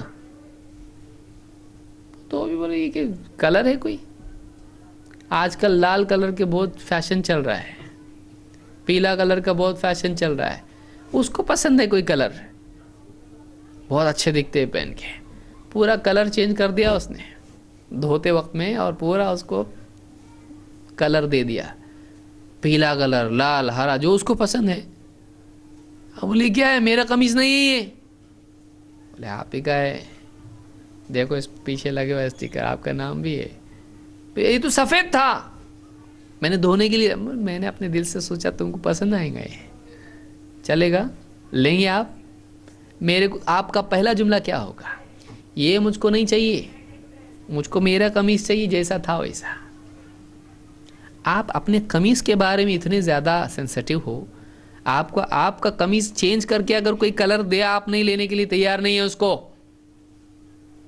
آپ اللہ کے دین میں چینج کر کے چاہتے ہو کہ اللہ اس کو قبول کرے؟ آپ کے شرٹ سے زیادہ گیا گزرا اللہ کا دین ہے۔ آپ سوچئے کہ ہم اللہ کے دین میں تبدیلی کریں، نماز میں اپنی طرف سے تبدیلی کر لیں، روزے میں اپنی طرف سے تبدیلی کر لیں، قرآن کی تلاوت میں تبدیلی کر لیں، اپنے دل سے کچھ بھی نکالیں اور یہ کہیں گے اللہ دین تیرا لے، جنت میں ڈال ہم کو۔ اللہ ڈالے گا ہم کو جنت میں؟ کیسا ڈالے گا اللہ جنت میں؟ اللہ نے جو دین دیا ہے اللہ کو وہ چاہیے، دوسرا نہیں چاہیے۔ تو بدعت آدمی کے عمل کو برباد کر دیتی ہے۔ اللہ کے نبی صلی اللہ علیہ وسلم فرماتے ہیں من عمل عملا لیس علیہ امرنا فہو رد، جو کوئی ایسا عمل کرے جو ہم نے کرنے کے لیے کہا نہیں تو وہ رد ہو جائے گا، قبول نہیں ہوگا، ہمیں بولے نہیں کرنے کے لیے۔ پبلک کیا بولتی ہے، ہم یہ کر رہے ہیں، منع نہیں ہے تو چلتا۔ دیکھیے لوگوں کی غلط فہمی کیا ہے، لوگ کیا کرتے ہیں کہ ہم قرآن خوانی کر رہے ہیں، ہم فاتحہ دے رہے ہیں، کھانا وانا رکھ کے سورہ فاتحہ پڑھ کے سب یہ وہ کر کے کچھ تو سورہ فاتحہ، درود، 4 قل وغیرہ وغیرہ جو بھی چیزیں ہیں، اور کھانے کے اوپر یہ ساری چیزیں کی جاتی ہیں۔ تو اس میں برا کیا ہے؟ آدمی کیا سوچتا ہے اس میں برا کیا ہے؟ تھوڑا آگے آ جائیے، جو پیچھے سے آنے والے ہیں ان کے لیے جگہ بنائیے، ہو سکتی ہے جگہ، دل میں ارادہ کریں جگہ ہو جاتی ہے۔ دل میں جگہ ہے تو پھر گھر میں بھی جگہ ہے، دل میں جگہ نہیں تو دروازے سے ہی آدمی بولتا ہاں السلام علیکم، لیکن دل میں جگہ ہو تو سب جگہ بن جاتی ہے، آنے والوں کے لیے جگہ بنائیے۔ تو ایک آدمی ایسا عمل کرے جو اللہ کے نبی صلی اللہ علیہ وسلم نے کرنے کے لیے نہیں کہا، تو کیا وہ قبول ہوگا؟ نہیں۔ بہت سارے لوگ کیا کہتے ہیں کہ ہمارے نبی نے منع کدھر کیا اس کو، تو منع نہیں کیے کا مطلب چلتا ہے۔ وہ الٹا ہم سے پوچھتے ہیں کہ آپ بتاؤ فاتحہ منع کدھر ہے؟ منع نہیں ہے نا، چلتا۔ تو ہر وہ چیز جو منع نہیں ہو وہ چلتا۔ اگر یہ قاعدہ ہم بنا لیں تو آپ بتائیے کتنے لوگ کتنی ساری چیزیں نکال لیں گے۔ مثال کے طور پر کوئی آدمی کل کو براؤن شوگر، آپ جانتے ہیں گرد، اتنے بولے والے تو نہیں، سب کو معلوم ہوگا، نشے کی انجیکشن لگاتے ہیں لوگ، اور اسی طرح سے بہت ساری چیزیں کھاتے اور ایک دم وہ اپنی دنیا، دوسری دنیا میں چلے جاتے ہیں وہ لوگ۔ کیا قرآن و حدیث میں ہے کہ یہ منع ہے؟ نام لے کے ہے براؤن شوگر، ہے ایسا؟ نہیں ہے۔ کوئی آدمی بولے دیکھو یہ بیئر ہے، یہ بیئر ہے، اچھا تو بولے پینا منع ہے بھائی، یہ بتاؤ ہم کو، قرآن میں بتاؤ، حدیث میں بتاؤ ہم کو۔ قرآن میں ہے بیئر منع، حدیث میں بیئر منع اور اس کے پورے نام میں گنا سکتا ہوں، یہ سب منع ہے. تو کوئی آدمی کہ بھائی ایسا نام لے کے تو نہیں کہ یہ منع ہے، قاعدہ ہم کو بتایا گیا ہے. کیا قاعدہ ہے؟ اللہ کے نبی صلی اللہ علیہ وسلم نے قاعدہ فرمایا کہ کل مسکر خمر و کل خمر حرام، ہر نشے والی چیز خمر ہے اور ہر خمر حرام ہے. تو قاعدہ کیا ہے؟ ہر نشے والی چیز. اب اس کا نام بتانے کی ضرورت ہے؟ نام بتانے کی ضرورت نہیں ہے، اس کا قاعدہ بتا دیا. اس قاعدے میں اگر کوئی چیز فٹ بیٹھتی ہے تو کیا ہو جائے گی؟ وہ یہاں قاعدہ کیا بتا دیا اللہ کے نبی صلی اللہ علیہ وسلم نے؟ جو کام ہم نے کرنے کے لیے نہیں کہا وہ اگر کوئی آدمی کرتا ہے دین کے نام پر، وہ قبول ہوگا؟ تو اب قاعدہ کیا ہوا کہ جس کا حکم نہیں ہے وہ قبول نہیں ہوگا. اب اگر ہم کوئی آدمی فاتحہ دے رہا ہے وہاں پہ، ہم اس کو پوچھیں گے، اب فیصلہ کرنا یہ صحیح ہے کہ غلط ہے. ہم اس سے پوچھیں گے اللہ کے نبی صلی اللہ علیہ وسلم نے ایسا کرنے بولے؟ اب وہ بول سکتا ہے منع کدھر ہے؟ نہیں، اس کو بتانا پڑے گا. قاعدہ یہ ہے اگر کرنے کو کہا ہے تو قبول، نہیں کہا ہے تو قبول نہیں، کیونکہ نبی نے قاعدہ دیا ہم کو. یہ دیکھیے، یہ بہت بڑی غلط فہمی ہے، اس کو سمجھ لیجیے، اچھی طرح سے سمجھ لیجیے. اس بات کو کیسے سمجھانا چاہیے آپ کو. جیسے شراب کی مثال آپ کو سمجھ میں آئی، بیئر کی مثال اس کو یاد رکھیے. اب دوسری یہ مثال یاد رکھیے، کوئی بھی چیز. آپ کوئی آدمی ہے نا بولے کہ فاتحہ کو دیکھو کس سے ملا رہے ہیں. فاتحہ کو کس سے نہیں ملا رہے. فاتحہ ہماری بالکل زندگی کا حاصل ہے. ہمارے نزدیک فاتحہ فرض ہے. بولیں گے کیا اس کو کیا ہوا؟ اب فاتحہ ہمارے نزدیک فرض ہے، لیکن کہاں؟ اب ایک آدمی مثال کے طور پر اتحیات میں بیٹھا، فاتحہ کتنی بڑی چیز ہے، اتحیات کی بجائے سورہ فاتحہ پڑھے تو نماز ہوں گی؟ ارے نماز فاتحہ سے نماز نہیں ہوتی. آپ سمجھانے کے لیے کسی کو آپ بولو کہ ایک بات یہ بتاؤ، دو چیز لوگ بولتے نا، مرگ مردود نہ فاتحہ نہ درود. ٹھیک ہے، آپ دو چیزیں ان سے پوچھو. یہ بات سمجھانا ہے اس کو اگر کہ نیکی بھی گناہ بن سکتی ہے اگر غلط جگہ پر ہو تو. اس جملے کو یاد رکھیے، نیکی بھی اگر غلط جگہ پر ہو وہ گناہ بن جاتی ہے. کیسا؟ اگر ایک آدمی اتحیات میں بیٹھتا ہے اس کو کیا پڑھنا چاہیے؟ اتحیات للہ والصلاۃ پڑھتا ہے نا. اس کو بولا، آپ بولو اگر میں اتحیات کی جگہ پر سورہ فاتحہ پڑھوں چلے گا؟ کیوں نہیں چلے گا بھائی؟ فاتحہ اتنا مطلب صحیح ہے کہ غلط ہے؟ تو جواب کیا دے گا وہ؟ اتحیات کی جگہ سورہ فاتحہ پڑھنا صحیح ہے کیا غلط ہے؟ صاف سوال ایک دم. وہ بولے گا صحیح ہے. صحیح نہیں بولے گا، وہ کیا بولے گا؟ غلط ہے. آپ اس کو پوچھو سورہ فاتحہ پڑھنا غلط ہے؟ اس کو آپ پوچھو کہ نیکی ہے کہ گناہ ہے؟ بولے گا گناہ ہے. آپ بولو سورہ فاتحہ پڑھنا گناہ ہے؟ آپ بتاؤ نماز ہوگی کہ نہیں ہوگی ایسا کرنے سے؟ نہیں ہوگی. سورہ فاتحہ سے نماز نہیں ہوتی؟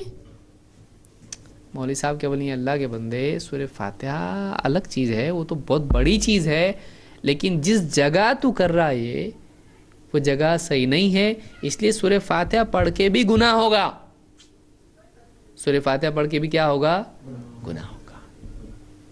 سورہ فاتحہ نیکی، ارے گناہ کیسا ہوگا؟ نیکی ہے نا، وہ نیکی ہے، لیکن تو جو طریقے سے کر رہا اس کو کیا ہے؟ گناہ ہے، کیونکہ یہ جگہ اس کی ہے نہیں ہے. ہمارے نبی صلی اللہ علیہ وسلم نے اتحیات میں سورہ فاتحہ نہیں سکھایا ہم کو. سورہ فاتحہ کہاں ہے؟ قیام میں.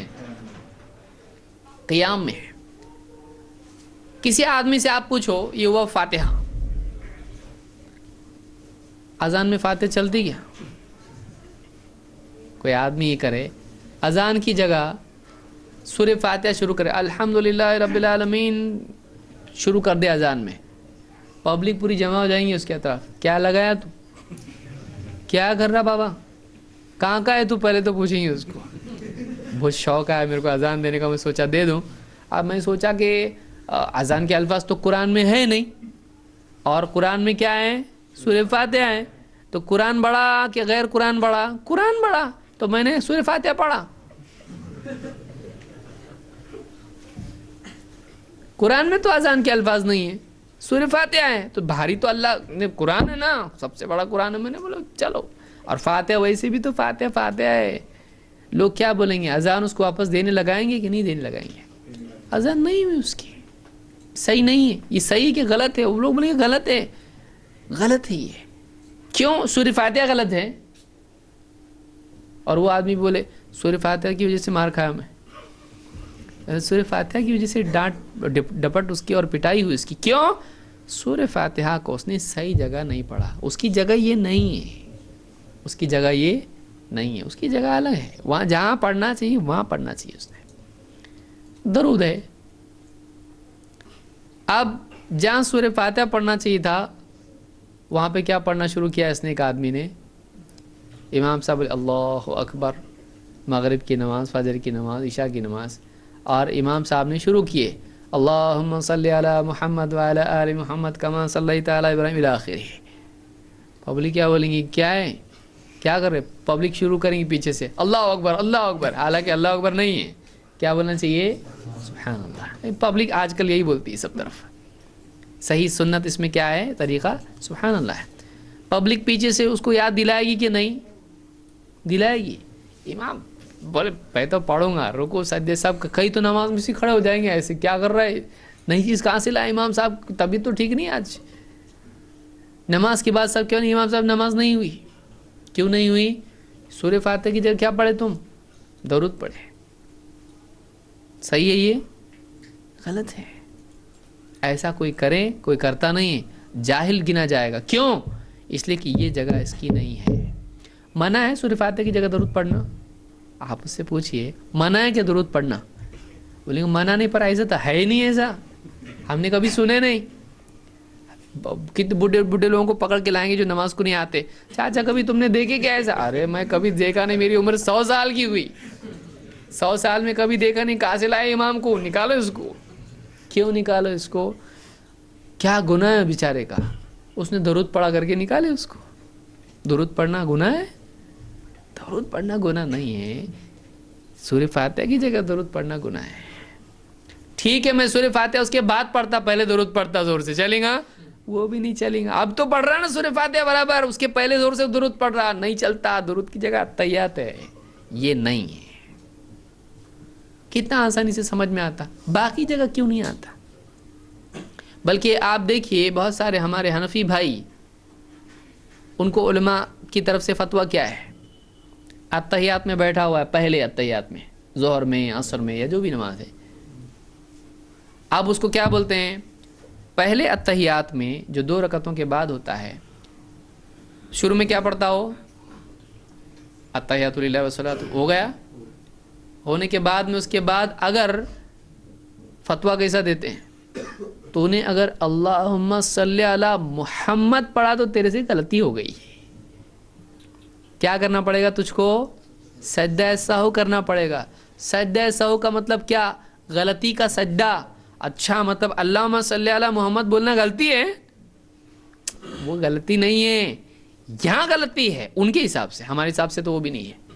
ہمارے حساب سے پہلے اتحیات میں بھی آدمی درود پڑھنا چاہیے، بہتر ہے۔ پڑھ لیا تو بہت اچھی بات ہے، نہیں پڑھا تو بھی نماز ہوتی ہے۔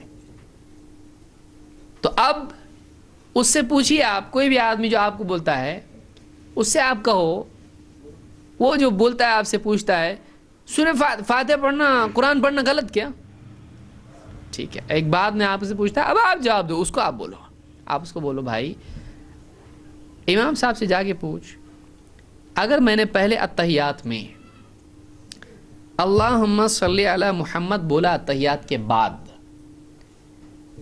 یہ میری غلطی گنی جائے گی کہ نہیں؟ جائز ہے کہ نہیں؟ صحیح ہے کہ غلط؟ امام صاحب جواب کیا دینا چاہیے؟ یہی جواب دیں گے، وہ ان کے نزدیک یہی ہے کہ یہ تیری غلطی ہے، اگر سجدہ سہو نہیں کیا تو تیری نماز نہیں ہوگی۔ کس وجہ سے نماز نہیں ہو رہی؟ درود پڑھنے سے نماز نہیں ہو رہی؟ درود پڑھنا غلطی ہے؟ امام کیا بتائے گا؟ اس جگہ یہ نہیں ہے، حالانکہ ہے وہاں پہ، اور اس جگہ درود نہیں پڑھنا چاہیے، لہٰذا تیری نماز نہیں ہوئی ہے۔ تو ان کے نزدیک اب اس سے اگر پوچھا جائے کیا، اب سوال دیکھیے کیا ہے، دوسرا سوال، اگر وہ بولتا ہے اس جگہ نہیں پڑھنا چاہیے، آپ اس سے سوال پوچھئے، آپ بول رہے تھے میرے کو اس دن یہ فاتحہ دینا منع کدھر ہے، میں اب آپ سے پوچھتا ہوں کیا پہلے اتحیات میں درود پڑھنے سے اللہ کے نبی صلی اللہ علیہ وسلم نے منع کیے؟ اللہ نے منع کیا، نبی صلی اللہ علیہ وسلم نے منع کیے؟ منع ہے یہ نہیں، پھر کیسا بولے آپ غلطی ہوئی؟ کس نے بولا آپ کو غلطی ہوئی؟ آپ وہاں فاتحہ دینے کے وقت میں آپ وہاں پکڑ لیے مجھ کو، منع کدھر ہے؟ اب میں آپ کو یہاں پوچھ رہا ہوں کہ یہ منع کدھر ہے؟ منع نہیں، لیکن لوگ، ہم تو ایسے سنتے آئے۔ اچھا، آپ سنتے آئے کو دلیل بنائے ہوئے ہیں، ہم نے کبھی دیکھے نہیں کو دلیل بنائے ہوئے ہیں، ہم کو ایسے ہی سکھایا اس کو دلیل بنائے۔ آپ کے لیے نبی دلیل نہیں، آپ کے لیے کون دلیل ہے؟ فاتحہ میں آپ کو چل جاتا اور درود میں آپ کو نہیں چلتا؟ نماز میں سورہ فاتحہ امام کے پیچھے پڑھتے آپ نہیں؟ کیوں نہیں پڑھتے بھائی آپ؟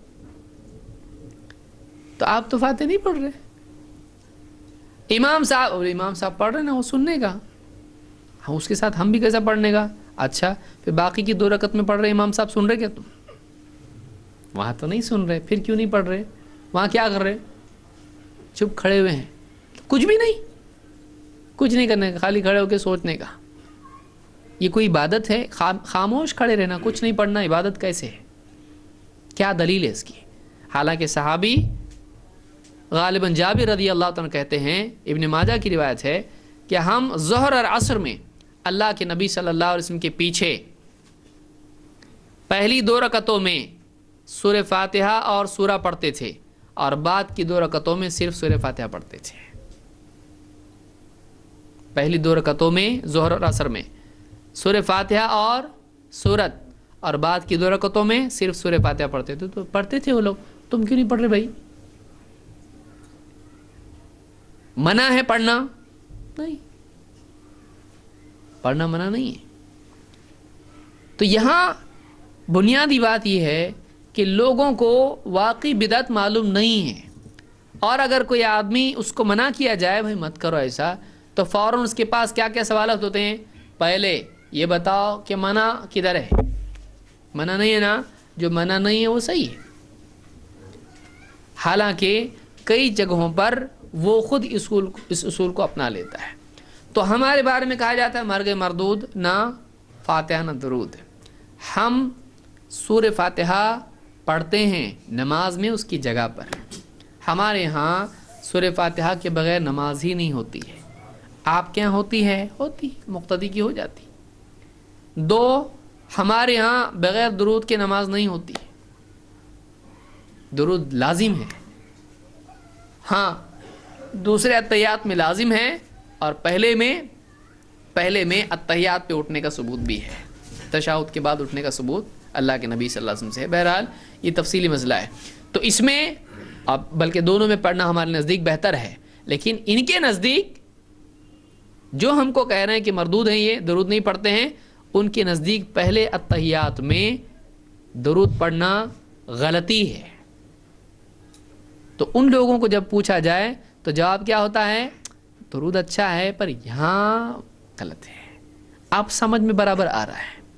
لیکن ہم جب کہہ رہے تھے بھائی فاتحہ، سورہ فاتحہ برا نہیں ہے، لیکن سورہ فاتحہ کا ایسا پڑھنا غلط ہے، کیونکہ ہمارے نبی صلی اللہ علیہ وسلم نے سورہ فاتحہ کھانا بنائے، دیگ بنائے، اور اس کے لیے سورہ فاتحہ اور پھر 4 قل اور درود آگے پیچھے 7 بار، اس طرح سے ہمارے نبی صلی اللہ علیہ وسلم نے نہیں کیا تھا۔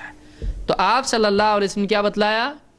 من عمل عملا لیس علیہ امرنا فہو رد، جو کوئی ایسا عمل کرے جو ہم نے کرنے کے لیے نہیں کہا، وہ کیا ہو جائے گا؟ رد ہو جائے گا۔ معلوم ہوا اس عمل کے لیے قبول و رد کا پیمانہ کیا ہے؟ ہمارے نبی صلی اللہ علیہ وسلم نے بولے کہ کرنے کو نہیں بولے، پھر کیسے کر رہا تو؟ کہاں سے لایا یہ؟ تو یہ دین ہے؟ ہاں، پھر نبی صلی اللہ علیہ وسلم کے پاس نہیں تھا یہ دین، تیرے پاس ہے؟ جواب کیا ہے؟ اگر یہ دین ہے تو کیا یہ دین کا کون سا حصہ ہے جس پر ہمارے نبی صلی اللہ علیہ وسلم اور صحابہ نے عمل نہیں کیے ہے؟ کہاں سے لایا تو اس کو؟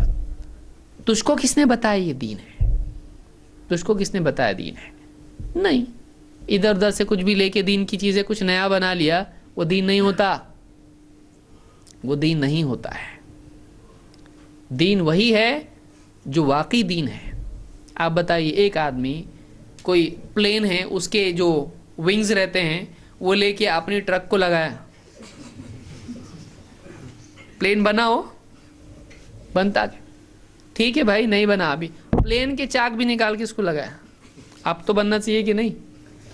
اس کی چاک بھی ہیں پلین کے اور اس کے ونگز بھی ہیں، ابھی بھی آپ کو نہیں چاہیے، ٹھیک ہے، اس کا پورا باڈی لے کے لگایا اس کو، پلین بنے گا وہ؟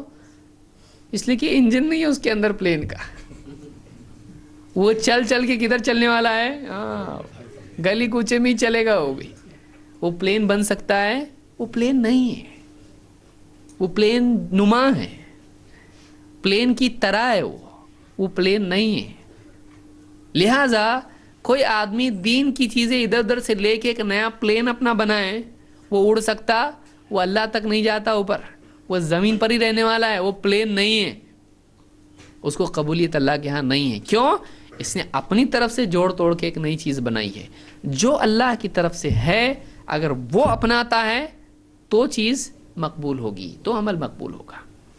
لہٰذا بدعات کے بارے میں یہ کچھ باتیں یاد رکھنا بہت ضروری ہے۔ اپنے دل سے کچھ بھی نہ کریں، جو چیز ثابت ہے اسی کا اہتمام کریں۔ زیادہ کریں گے تو قبول ہوگا، کم کریں گے تو نہیں ہوگا، کچھ نہیں، جیسا بتایا ویسا کریں گے تو قبول ہوگا۔ ہاں، جس میں زیادہ کی چھوٹ ہے وہ کرو، صدقہ ہے، جتنا مال دیا اللہ نے دو، اب یہ مت دیکھو ہمارے نبی نے جتنا دیا اتنا دیں گے، نہیں ہے، بلکہ اللہ کے نبی صلی اللہ علیہ وسلم نے کوئی حد بتائی نہیں، خوب آدمی صدقہ کرے، جس کے پاس جتنا ہے اس کے حساب سے وہ صدقہ کرے۔ اللہ نے کہا قل العفو، جو زائد مال ہے اس میں سے کرو خرچ، یہ نہیں کہا کہ اتنا ہی کرو۔ تو ایک آدمی جو بھی عمل کرے اس کے لیے علم حاصل کرے۔ یہ ساری مصیبت کی جڑ کیا ہے؟ علم نہیں، علم کی کمی۔ اس لیے دینی مجلسوں میں حاضر ہونا ضروری ہے۔ اب یہ ساری باتیں جو آج ہم نے کی، ایک آدمی گھر میں بیٹھے اس کو سمجھ میں آنے والی ہے؟ نہیں، اس کو دینی مجلس میں آنا پڑے گا، نہیں تو آدمی کی زندگی چلی جائے گی۔ اللہ نہ کرے ایک آدمی زندگی بھر 60 سال تک عمل کرتا رہے اور اللہ کے پاس جب جائے تو اس کو معلوم پڑے کہ جو میں نے کیا تھا وہ کچھ بھی قبول نہیں ہوا، کتنا افسوس ہوگا۔ ایک آدمی سعودی میں بیٹھ کے وہاں پہ منی آرڈر کر رہا، پیسے بھیج رہا ہے یہاں کے دیکھا تو معلوم پڑا کہ یہاں کچھ ہے نہیں، وہ آیا ہی نہیں ادھر پیسہ، کتنا خراب لگے گا اس کو۔ میں نے اتنی محنت کر کے وہاں سے پیسہ بھیجا یہ سوچ کے، اور وہاں بھی جمایا نہیں، ساتھ میں بھی لایا نہیں، سب ادھر بھیجا میں نے، اور یہاں کے دیکھ رہا تو وہ پیسہ کچھ بھی یہاں پہنچا نہیں۔ کتنا بڑا صدمہ ہوگا اس کو کہ اس نے دنیا میں عمل کر کے بھیجا، اور جب قیامت کے دن اللہ کے پاس جب وہ اجر کا لینے کا وقت آیا، معلوم ہو یہاں تو پہنچا ہی نہیں، وہ عمل ایکسیپٹیبل تھا ہی نہیں، اس میں بدعت تھی، اللہ کے نزدیک وہ نیکی ہے ہی نہیں، وہ اللہ کے یہاں پر پاس ہوا ہی نہیں۔ کتنا افسوس ہوگا کہ زندگی بھی چلی گئی، محنت بھی چلی گئی، اور کچھ ملا بھی نہیں، اور جنت بھی چلی گئی۔ اسی لیے اللہ نے کیا فرمایا؟ قُلْ هَلْ نُنَبِّئُكُمْ بِالْأَخْسَرِينَ أَعْمَالًا، اے نبی آپ کہیے کہ سب سے زیادہ گھاٹے میں کون ہیں، ہم بتائیں؟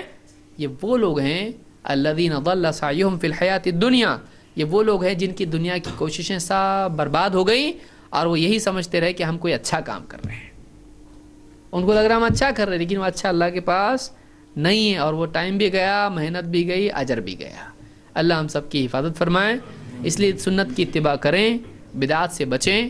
اس کے لیے حدیث کا علم ضروری ہے کہ معلوم کرے آدمی، واقعی کوئی بول دیا ہے سنت ہے، سنت ہو گئی، نہیں، معلوم کرے کہ بھائی کیسے ہمارے نبی کرتے تھے اس کو، ہاں کرتے تھے، تب جا کر وہ سنت ہوتی ہے۔ لہٰذا علم حاصل کریں، قرآن و سنت کے مطابق زندگی گزارنے کی کوشش کریں، اور علم کے ساتھ ساتھ اس علم کی دعوت بھی دوسروں کو دیں۔ یہ نہیں کہ ہم اپنا معلوم کر رہے ہیں اور خود اپنے اوپر عمل اس کے اوپر عمل کر رہے ہیں، دوسروں کو نہیں سمجھا رہے۔ ماں باپ ویسے ہی چل رہے، بیوی بچے ویسے ہی چل رہے، پڑوسی دوست احباب ویسے ہی چل رہے، اور ہم کسی کی فکر نہیں کر رہے ہیں۔ بہت بڑی یعنی یہ افسوس کی چیز ہے کہ ایک آدمی اپنا عمل بھی کرے لیکن دوسروں کو نہیں بتائے. ہم کو فکر کرنا چاہیے ہمارے معاشرے میں ہمارے جتنے بھائی ہیں، جتنی بہنیں ہماری ہیں، ان کی زندگی میں واقعی اللہ کے نبی صلی اللہ علیہ وسلم کا لایا ہوا دین ہے، ہمارے گھروں میں دین ہے.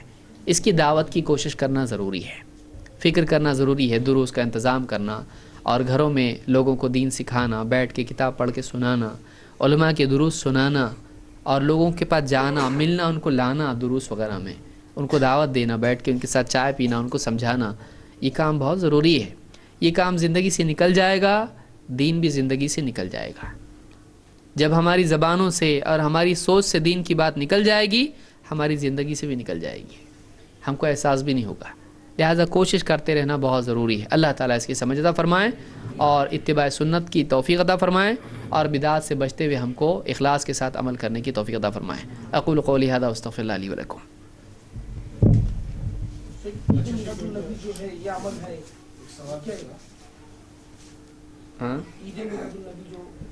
دیکھیے، اللہ کے نبی صلی اللہ علیہ وسلم کا دنیا میں آنا یہ مومن کے لیے بہت ہی سعادت کی چیز ہے اور سارے عالم کے لیے یہ خیر ہے. لیکن اس دن کو منانا اللہ کے نبی صلی اللہ علیہ وسلم سے اور صحابہ سے ثابت نہیں ہے. ہم کو خوشی نہیں ہوتی، ہم کو خوشی ہوتی ہے. اللہ کے نبی صلی اللہ علیہ وسلم دنیا میں تشریف لائے اور آپ کو نبی بنایا گیا، آپ کو سارے نبیوں کا سردار بنایا گیا اور آپ نے امامت کی، بہت ساری چیزیں ہوئیں آپ کی زندگی میں، اللہ کی مدد آپ کے ساتھ تھی. تو اللہ کے رسول صلی اللہ علیہ وسلم ایک مومن کے دل کا سرور ہیں، خوشی ہیں کہ جب بھی نبی کا تذکرہ آئے ہمارے دل میں خوشی ہوتی کہ واقعی اللہ نے ہم کو آپ کا امتی بنایا. یہ کسی سال میں ایک دن کی خوشی نہیں ہے. یہ جب بھی نبی صلی اللہ علیہ وسلم کا تذکرہ آیا آدمی کے دل میں خوشی ہونا چاہیے، ہاں ہم کو اللہ نے ایسا نبی دیا، ہمارے نبی ایسے تھے اور ہم کو آپ کا امتی بننے کی توفیق دی اللہ نے. یہ اتنی خوشی کی بات ہے. سال میں ایک دن آپ کی پیدائش کے دن خوشی منانا، یہ کون سا طریقہ ہے خوشی منانے کا؟ ہر وقت آدمی کے دل میں نبی سے محبت اور خوشی اور سرور ہونا چاہیے. تو ایسا اسلام میں ہے. یہ نہیں کہ ہم ایک دن کو اس کے لیے مختص کر لیں اور اسی دن خوشی منائیں، یہ طریقہ اسلام میں نہیں ہے. اگر ہوتا خود اللہ کے نبی صلی اللہ علیہ وسلم اس کا حکم دیتے اور صحابہ خاص طور سے خلفائے راشدین جو اتنی محبت اور تعظیم کرنے والے تھے، یہ لوگ ایسا کرتے. لیکن اتنی خلافت کا دور تھا، 30 سال کا دور تھا، لیکن اس سارے دور میں کبھی بھی خلفاء نے اللہ کے نبی صلی اللہ علیہ وسلم کی پیدائش کا دن خوشیوں کے طور پر نہیں منایا، نہ غم کے طور پر منایا. کہ لوگوں کا کہنا کہ اسی دن وفات بھی، اسی دن پیدائش ہوئی، یہ ایک الگ مسئلہ ہے تاریخی طور پر. اس دن کو اگر یہ بھی مان لیا جائے کہ ہاں وہی پیدائش کا ہے، وہی تاریخ وفات کی ہے، تب بھی نہ صحابہ نے اس کو غم کا دن منایا نہ خوشی کا دن منایا. پھر ہم کیوں منائیں؟ صحابہ کو جو چیز سمجھ میں نہیں آئی ہم کو کیسے سمجھ میں آ رہی؟ جس کو انہوں نے دین نہیں سمجھا ہم اس کو کیسے دین سمجھ رہے ہیں؟ اس کو ایمان کا تقاضا سمجھ رہے ہیں. اب ان کی ایمان کا تقاضا نہیں تھا یہ، تو صحابہ نے نہیں کیا اس لیے ہم بھی اس کو نہیں کرتے ہیں. میں یہ پوچھ رہا تھا کہ پہلے جیسے کہ ہمارے باپ داداؤں کے زمانے میں جیسے یہ سب چیزوں سے منع نہیں تھا، جیسے فاتحہ بدعت ہے یا یہ چیز بدعت ہے، وہ چیز بدعت ہے. ابھی جیسے کہ یہ نیا نیا سننے میں آ رہا ہے، یہ سب جگہ ہو رہا ہے کہ نیا نیا سننے میں آ رہا ہے، ہر چیز نئی نئی دکھ رہی ہے. اگر سمجھو یہ حق ہے، حق تھا، حق ہے، سمجھو تو یہ پہلے کیوں نہیں ظاہر ہوا؟ یہ پہلے کیوں نہیں لوگوں کو معلوم پڑا؟ یعنی ہمارے باپ داداؤں کو تو اس کے نام بھی نہیں معلوم تھے، نہ ان چیزوں کے بارے میں کچھ بھی تو نہیں معلوم تھا. دیکھیے، بہت سارے لوگوں کا یہ کہنا ہے کہ ہمارے باپ دادا سالوں سے فاتحہ، کنڈے، کندوری اور کیا کچھ نہیں، بہت ساری چیزیں قرآن خوانی وغیرہ کرتے آئے ہیں. تو اگر یہ غلط تھا تو پھر پہلے کسی نے غلط نہیں بولا ہم کو، آپ لوگ آج آ کے ہم کو غلط کہہ رہے ہو، تو آپ کی بات ہم کیسے مانیں؟ اگر یہ غلط ہوتا تو پہلے ہم کو بتایا جاتا. دیکھیے، کسی چیز کا اگر لوگ اس کو غلط نہیں بول رہے ہیں تو اس سے ثابت نہیں ہوتا ہے کہ وہ چیز صحیح ہے، کیونکہ لوگوں کی غلط بولنے سے وہ غلط ہو جائے گی، لوگوں کے صحیح بولنے سے وہ صحیح ہو جائے گی، ایسا نہیں ہے. بلکہ کوئی چیز صحیح اور غلط کب ہوتی ہے؟ جب اللہ اور اس کے رسول صلی اللہ علیہ وسلم کی ترازو میں وہ صحیح یا غلط ثابت ہو. تو اگر کسی نے نہیں بولا ہے اس کو غلط، تو ہو سکتا ہے اس کے علم میں نہیں ہے اس کا غلط بولنا ہے، کہ کیا اس آدمی نے دنیا کے سارے علماء سے پوچھا یہ غلط ہے کہ نہیں ہے؟ نہیں. اس کے سامنے جو لوگ تھے ان لوگوں نے بتایا کہ یہ غلط ہے یا یہ صحیح ہے، تو اب ان کے علم کی بنیاد پر اس کا فیصلہ ہے. دوسرے بھی تو علماء ہیں، اب اس کے پاس ان کا علم نہیں پہنچا کہ انہوں نے اس کو غلط کہا ہے. تو ایسے علماء کا علم، جس مثال کے طور پر 12 ربیع الاول کا معاملہ ہے. 12 ربیع الاول کے سلسلے میں ہندوستان میں لوگ اس کو مناتے ہیں اور دھوم دھام سے مناتے ہیں اچھا خاصا، لیکن عرب میں اگر آپ دیکھیں گے تو عرب کے اندر اس کو سختی سے لوگ منع کرتے ہیں. جب بھی بدعات کا تذکرہ آتا ہے پہلی مثال مولد یا میلاد کی ہوتی ہے کہ یہ غلط ہے. کیوں؟ وہاں پہ یہ منع ہے، وہاں بچہ جانتا ہے. اگر بدعت بولتے اس کے ذہن میں کیا آتا ہے؟ میلاد، کیونکہ وہاں پر باقی اور چیزیں نہیں ہیں. یہ چیز وہاں پہ بہت زیادہ منع کی جاتی ہے، اس لیے کہ معروف وہی ہے کہ بدعت کے نام پر اگر کچھ ہے تو یہ ہے. تو اب ایک آدمی کہے گا کہ ہمارے یہاں تو یہ منع ہے، یہاں کیسا کرتے لوگ؟ یہاں والا کہے گا کہ یہاں تو کرتے، وہاں کیسا منع ہے؟ تو کسی کے پاس کسی چیز کے منع کا علم پہنچتا ہے اور کسی کے پاس اس کا علم نہیں پہنچتا ہے. تو اگر لوگوں تک، ہمارے لوگوں تک اگر یہ علم نہیں پہنچا ہے تو یہ جاننے والے کی غلطی ہے کیا؟ یعنی ایک آدمی کو نہیں معلوم تو غلطی کس کی ہے؟ نہیں بتانے والے کی غلطی ہے. جس نے بتایا نہیں اس کی غلطی ہے. اب جس نے بتایا اس کی کیا غلطی ہے؟ ہم نے تحقیق کی، ہم نے دیکھا، ہم نے بتایا. ہم نے نہیں کہا کہ اگر آج بتائیں گے تو لوگ مانیں گے، نہیں. اگر آج بتائیں گے لوگ بولیں گے کہ پہلے کیا لوگ پاگل تھے کیا؟ ہم نے اس کا خیال نہیں رکھا. ہم نے بتایا دیکھو دین میں ایسا ہے، یہ منع ہے. تعزیہ بٹھانا سالوں سے لوگ کرتے آئے. آج بہت سارے ہمارے بریلوی بھائی اور علماء بتا رہے ہیں کہ بھائی تعزیہ بٹھانا، اس کے سامنے یہ سب کرنا، یہ صحیح نہیں ہے. تو آج کون بول رہا ہے؟ آج ہی بول رہے ہیں. پہلے کیوں نہیں بولے؟ پہلے نہیں بولے، ٹھیک ہے نہیں بولے، کم سے کم آج تو بول رہے ہیں. لیکن اب اگر کوئی آدمی کہے پہلے لوگوں نے منع نہیں کیا، تم کہاں سے لا رہے، تو یہ غلطی ہوگی. کیوں؟ اس لیے کہ آج اگر کوئی بتا رہا ہے تو اگر صحیح بتا رہا ہے تو صحیح ہے نا، چاہے وہ کل بتایا نہیں ہو.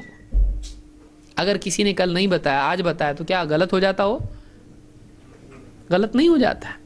جیسے ایک آدمی ہے، اس کو ڈاکٹر نے نہیں بتایا کہ تم کو یہ بیماری ہے، بعد میں جا کے اس کو معلوم پڑا تو کیا بولے گا؟ وہ بیماری نہیں ہے، بیماری تو ہے. ڈاکٹر نے نہیں بتایا تو کیا ہوا؟ دوسرے ڈاکٹر نے تو بتایا نا. تو یہ نہیں بول سکتا آج تک میں اتنے بار ڈاکٹر کے پاس گیا، کبھی اس نے بولا نہیں مجھ کو یہ بیماری ہے، تم کیسا بول رہے بیماری ہے؟ ارے بھائی چیک اپ کیے، تمہارا پورا اسکین کیے، تم کو یہ چیک کیے، وہ چیک کیے، اب نکلا تو بتا رہا میں. اس نے نہیں بتایا وہ اس کی غلطی ہے. اس نے نہیں بتایا وہ اس کی غلطی ہے. مجھ کو دکھائی دیا، میں بتایا نا آپ کو، یہ دیکھو نا یہ پوری رپورٹ ہے نا. تو آپ رپورٹ مانو گے کیا وہ ڈاکٹر مانو گے؟ آپ کیا کرو گے؟ نہیں بتایا تو ٹھیک ہے مت، پھر نہیں تو پھر جاؤ دنیا سے. نہیں ماننے کا مت مانو. نقصان کس کا ہونے والا ہے؟ نہیں ماننے والے کا ہونے والا ہے. تو کسی نے اگر نہیں بتایا تو نہیں بتانے والے کی غلطی ہے اپنی جگہ. ہم کس کو دیکھیں گے؟ ہم قرآن و سنت کو دیکھیں گے. اس نے بتایا نہیں، اس نے بتایا نہیں، اس نے بتایا، اس نے بتایا، یہ کرتے بیٹھنے میں کچھ کام فائدہ نہیں ہے اس کے اندر. دیکھنا یہ ہے کہ ٹھیک ہے بابا آج بتایا کسی نے، آج معلوم پڑا ایسا ہے.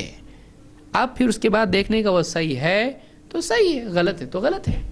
ایک آدمی کو قانون معلوم نہیں، اس نے زمینیں خریدا، یہ خریدا، وہ خریدا، اور بعد میں ایک نیا جو بھی ہے حکومت کی طرف سے آدمی آیا، بولا تمہاری زمین یہ جا رہی روڈ وائڈنگ میں.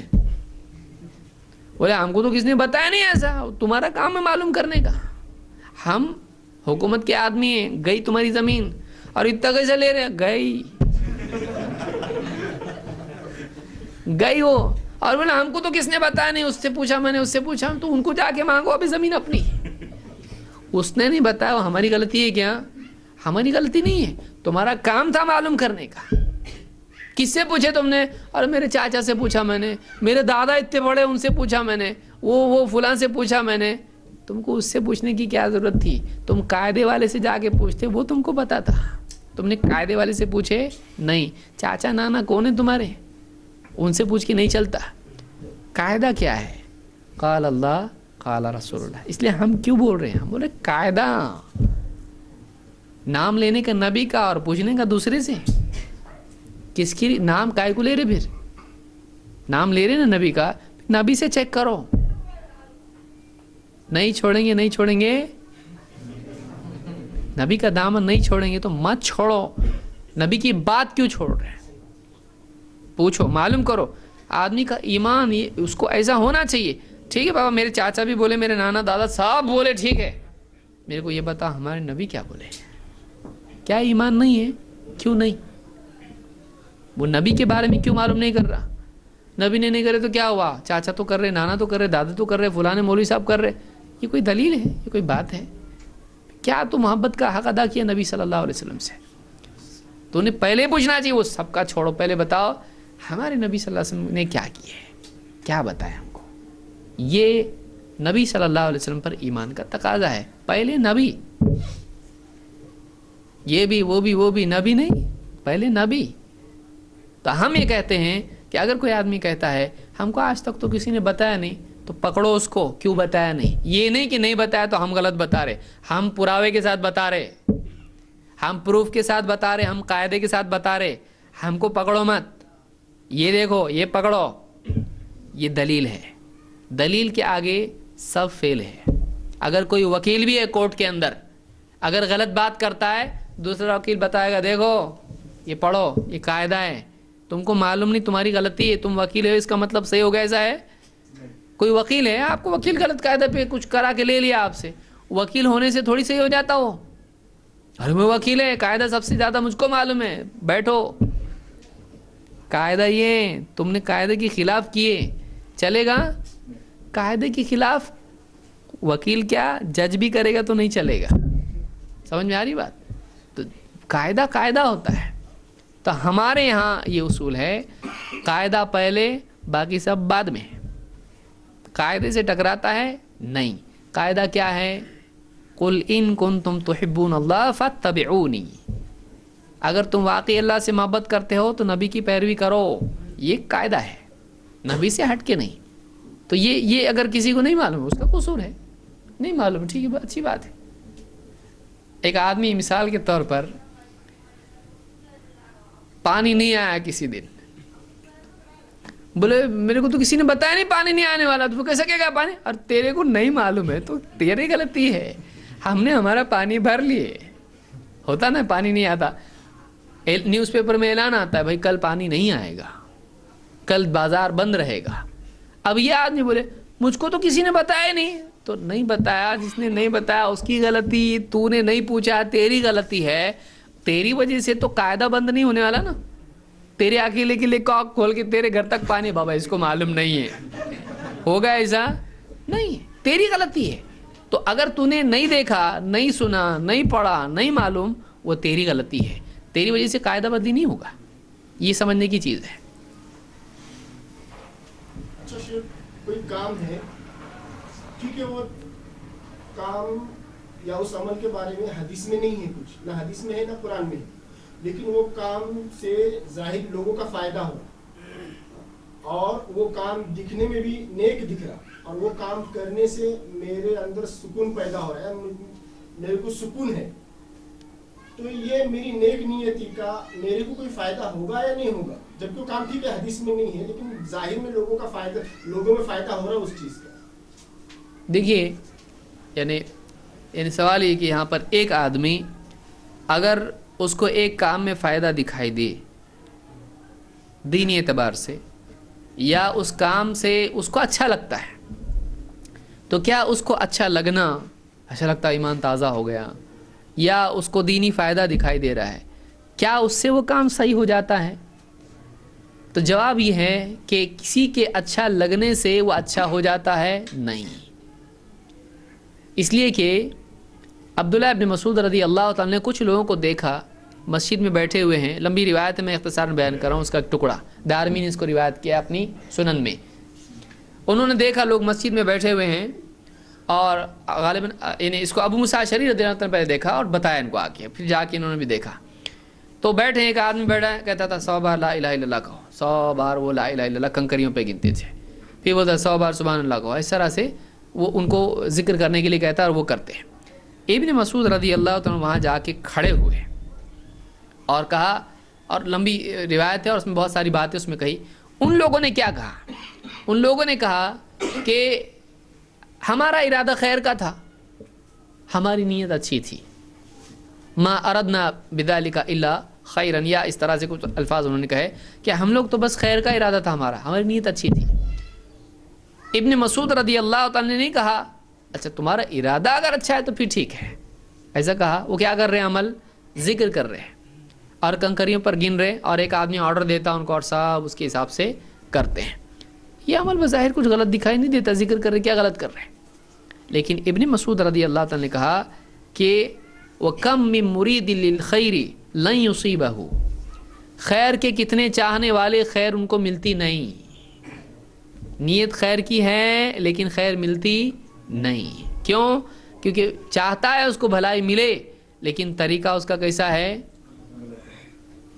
آپ بتائیے، ایک آدمی بمبئی جانا ہے اور دلی کی بس پکڑے، ارادہ بمبئی کا ہے لیکن بس کون سی پکڑ رہا ہے؟ تو ارادے سے پہنچ جاتا؟ نہیں پہنچ جاتا۔ کوشش بھی ارادے کے مطابق ہونا چاہیے۔ پیاس بجھے اور گھی پی رہا، مہنگا ہے، جلدی بجھنا چاہیے۔ پیاس گھٹے گی کہ بڑھے گی؟ بڑھے گی۔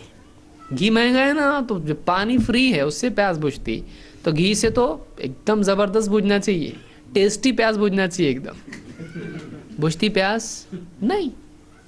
تو جو چیز پیاس بجھانے والی ہے اسی سے بجھے گی، اپنے دل سے کچھ بھی کرنے سے مقصد پورا ہوتا نہیں۔ تو یہاں پر یہ بات نہیں ہے کہ ایک آدمی کو اچھا لگ رہا اس کی مرضی۔ کتنے لوگ ایسے ہیں جو غلط کام کر کے بھی ان کو اچھا لگتا ہے۔ اچھا لگنا وہ ہمارے دل کا معاملہ ہے۔ بیمار آدمی کو اچھا لگتا غلط کام بھی۔ ایک آدمی خود غلط ہے، اس کو غلط سے اچھا لگتا ہے۔ اچھا لگنا کوئی دلیل نہیں ہے، کسی کو اچھا لگتا کسی کو اچھا نہیں لگتا۔ تو اچھا لگنا یہ کوئی یعنی بنیاد نہیں جس کی بنیاد پر ہم چیک کریں کہ مجھ کو بہت سکون لگتا ہے ایسا کرنے سے۔ آپ کئی لوگ ہیں بہت ساری نیند کی دوائیں کھاتے ہیں، ڈرگ لیتے ہیں، کیا کچھ نہیں کرتے ہیں، ان کو بہت اچھا لگتا ہے اس سے۔ کچھ لوگ کیا کہتے ہیں، جب ہاتھ میں سگریٹ آ جاتا نا سارا ٹینشن فری ہو جاتا ہے، ایک دم 2 کش لے لیا بس سارا ٹینشن غائب، ایک دم اچھا لگتا ہے۔ تو چلے گا ایسا؟ نہیں چلے گا ایسا۔ اور سگریٹ منع ایسی کو بھی ہے، نہ گ ہے نہ ٹ ہے عربی میں، سگریٹ نہیں ہے، لیکن وہ کیا ہے؟ غلط ہے، کیونکہ قاعدے میں وہ غلط ہے، قاعدے سے وہ غلط آتا ہے۔ لہٰذا کسی آدمی کا یہ کہنا کہ میرا کام اچھا ہے، تیرا کام اچھا ہے ثابت کرنے کے لیے دلیل چاہیے قرآن و سنت کی۔ اپنے دل سے آدمی کسی کو اچھا برا نہیں بول سکتا ہے، اور اس کو فائدہ دکھائی دے رہا ہے، اللہ اور اس کے رسول نے جو بتایا اسی میں فائدہ ہے۔ اگر اس میں نقصان دکھائی دیتا ہے تب بھی وہی کرنا چاہیے، اپنے دل سے کچھ کرنا نہیں چاہیے۔ تو میں سمجھتا ہوں یہ ہمارے لیے آج کے لیے کافی ہے۔ اقول قولی ھذا واستغفر اللہ لی ولکم۔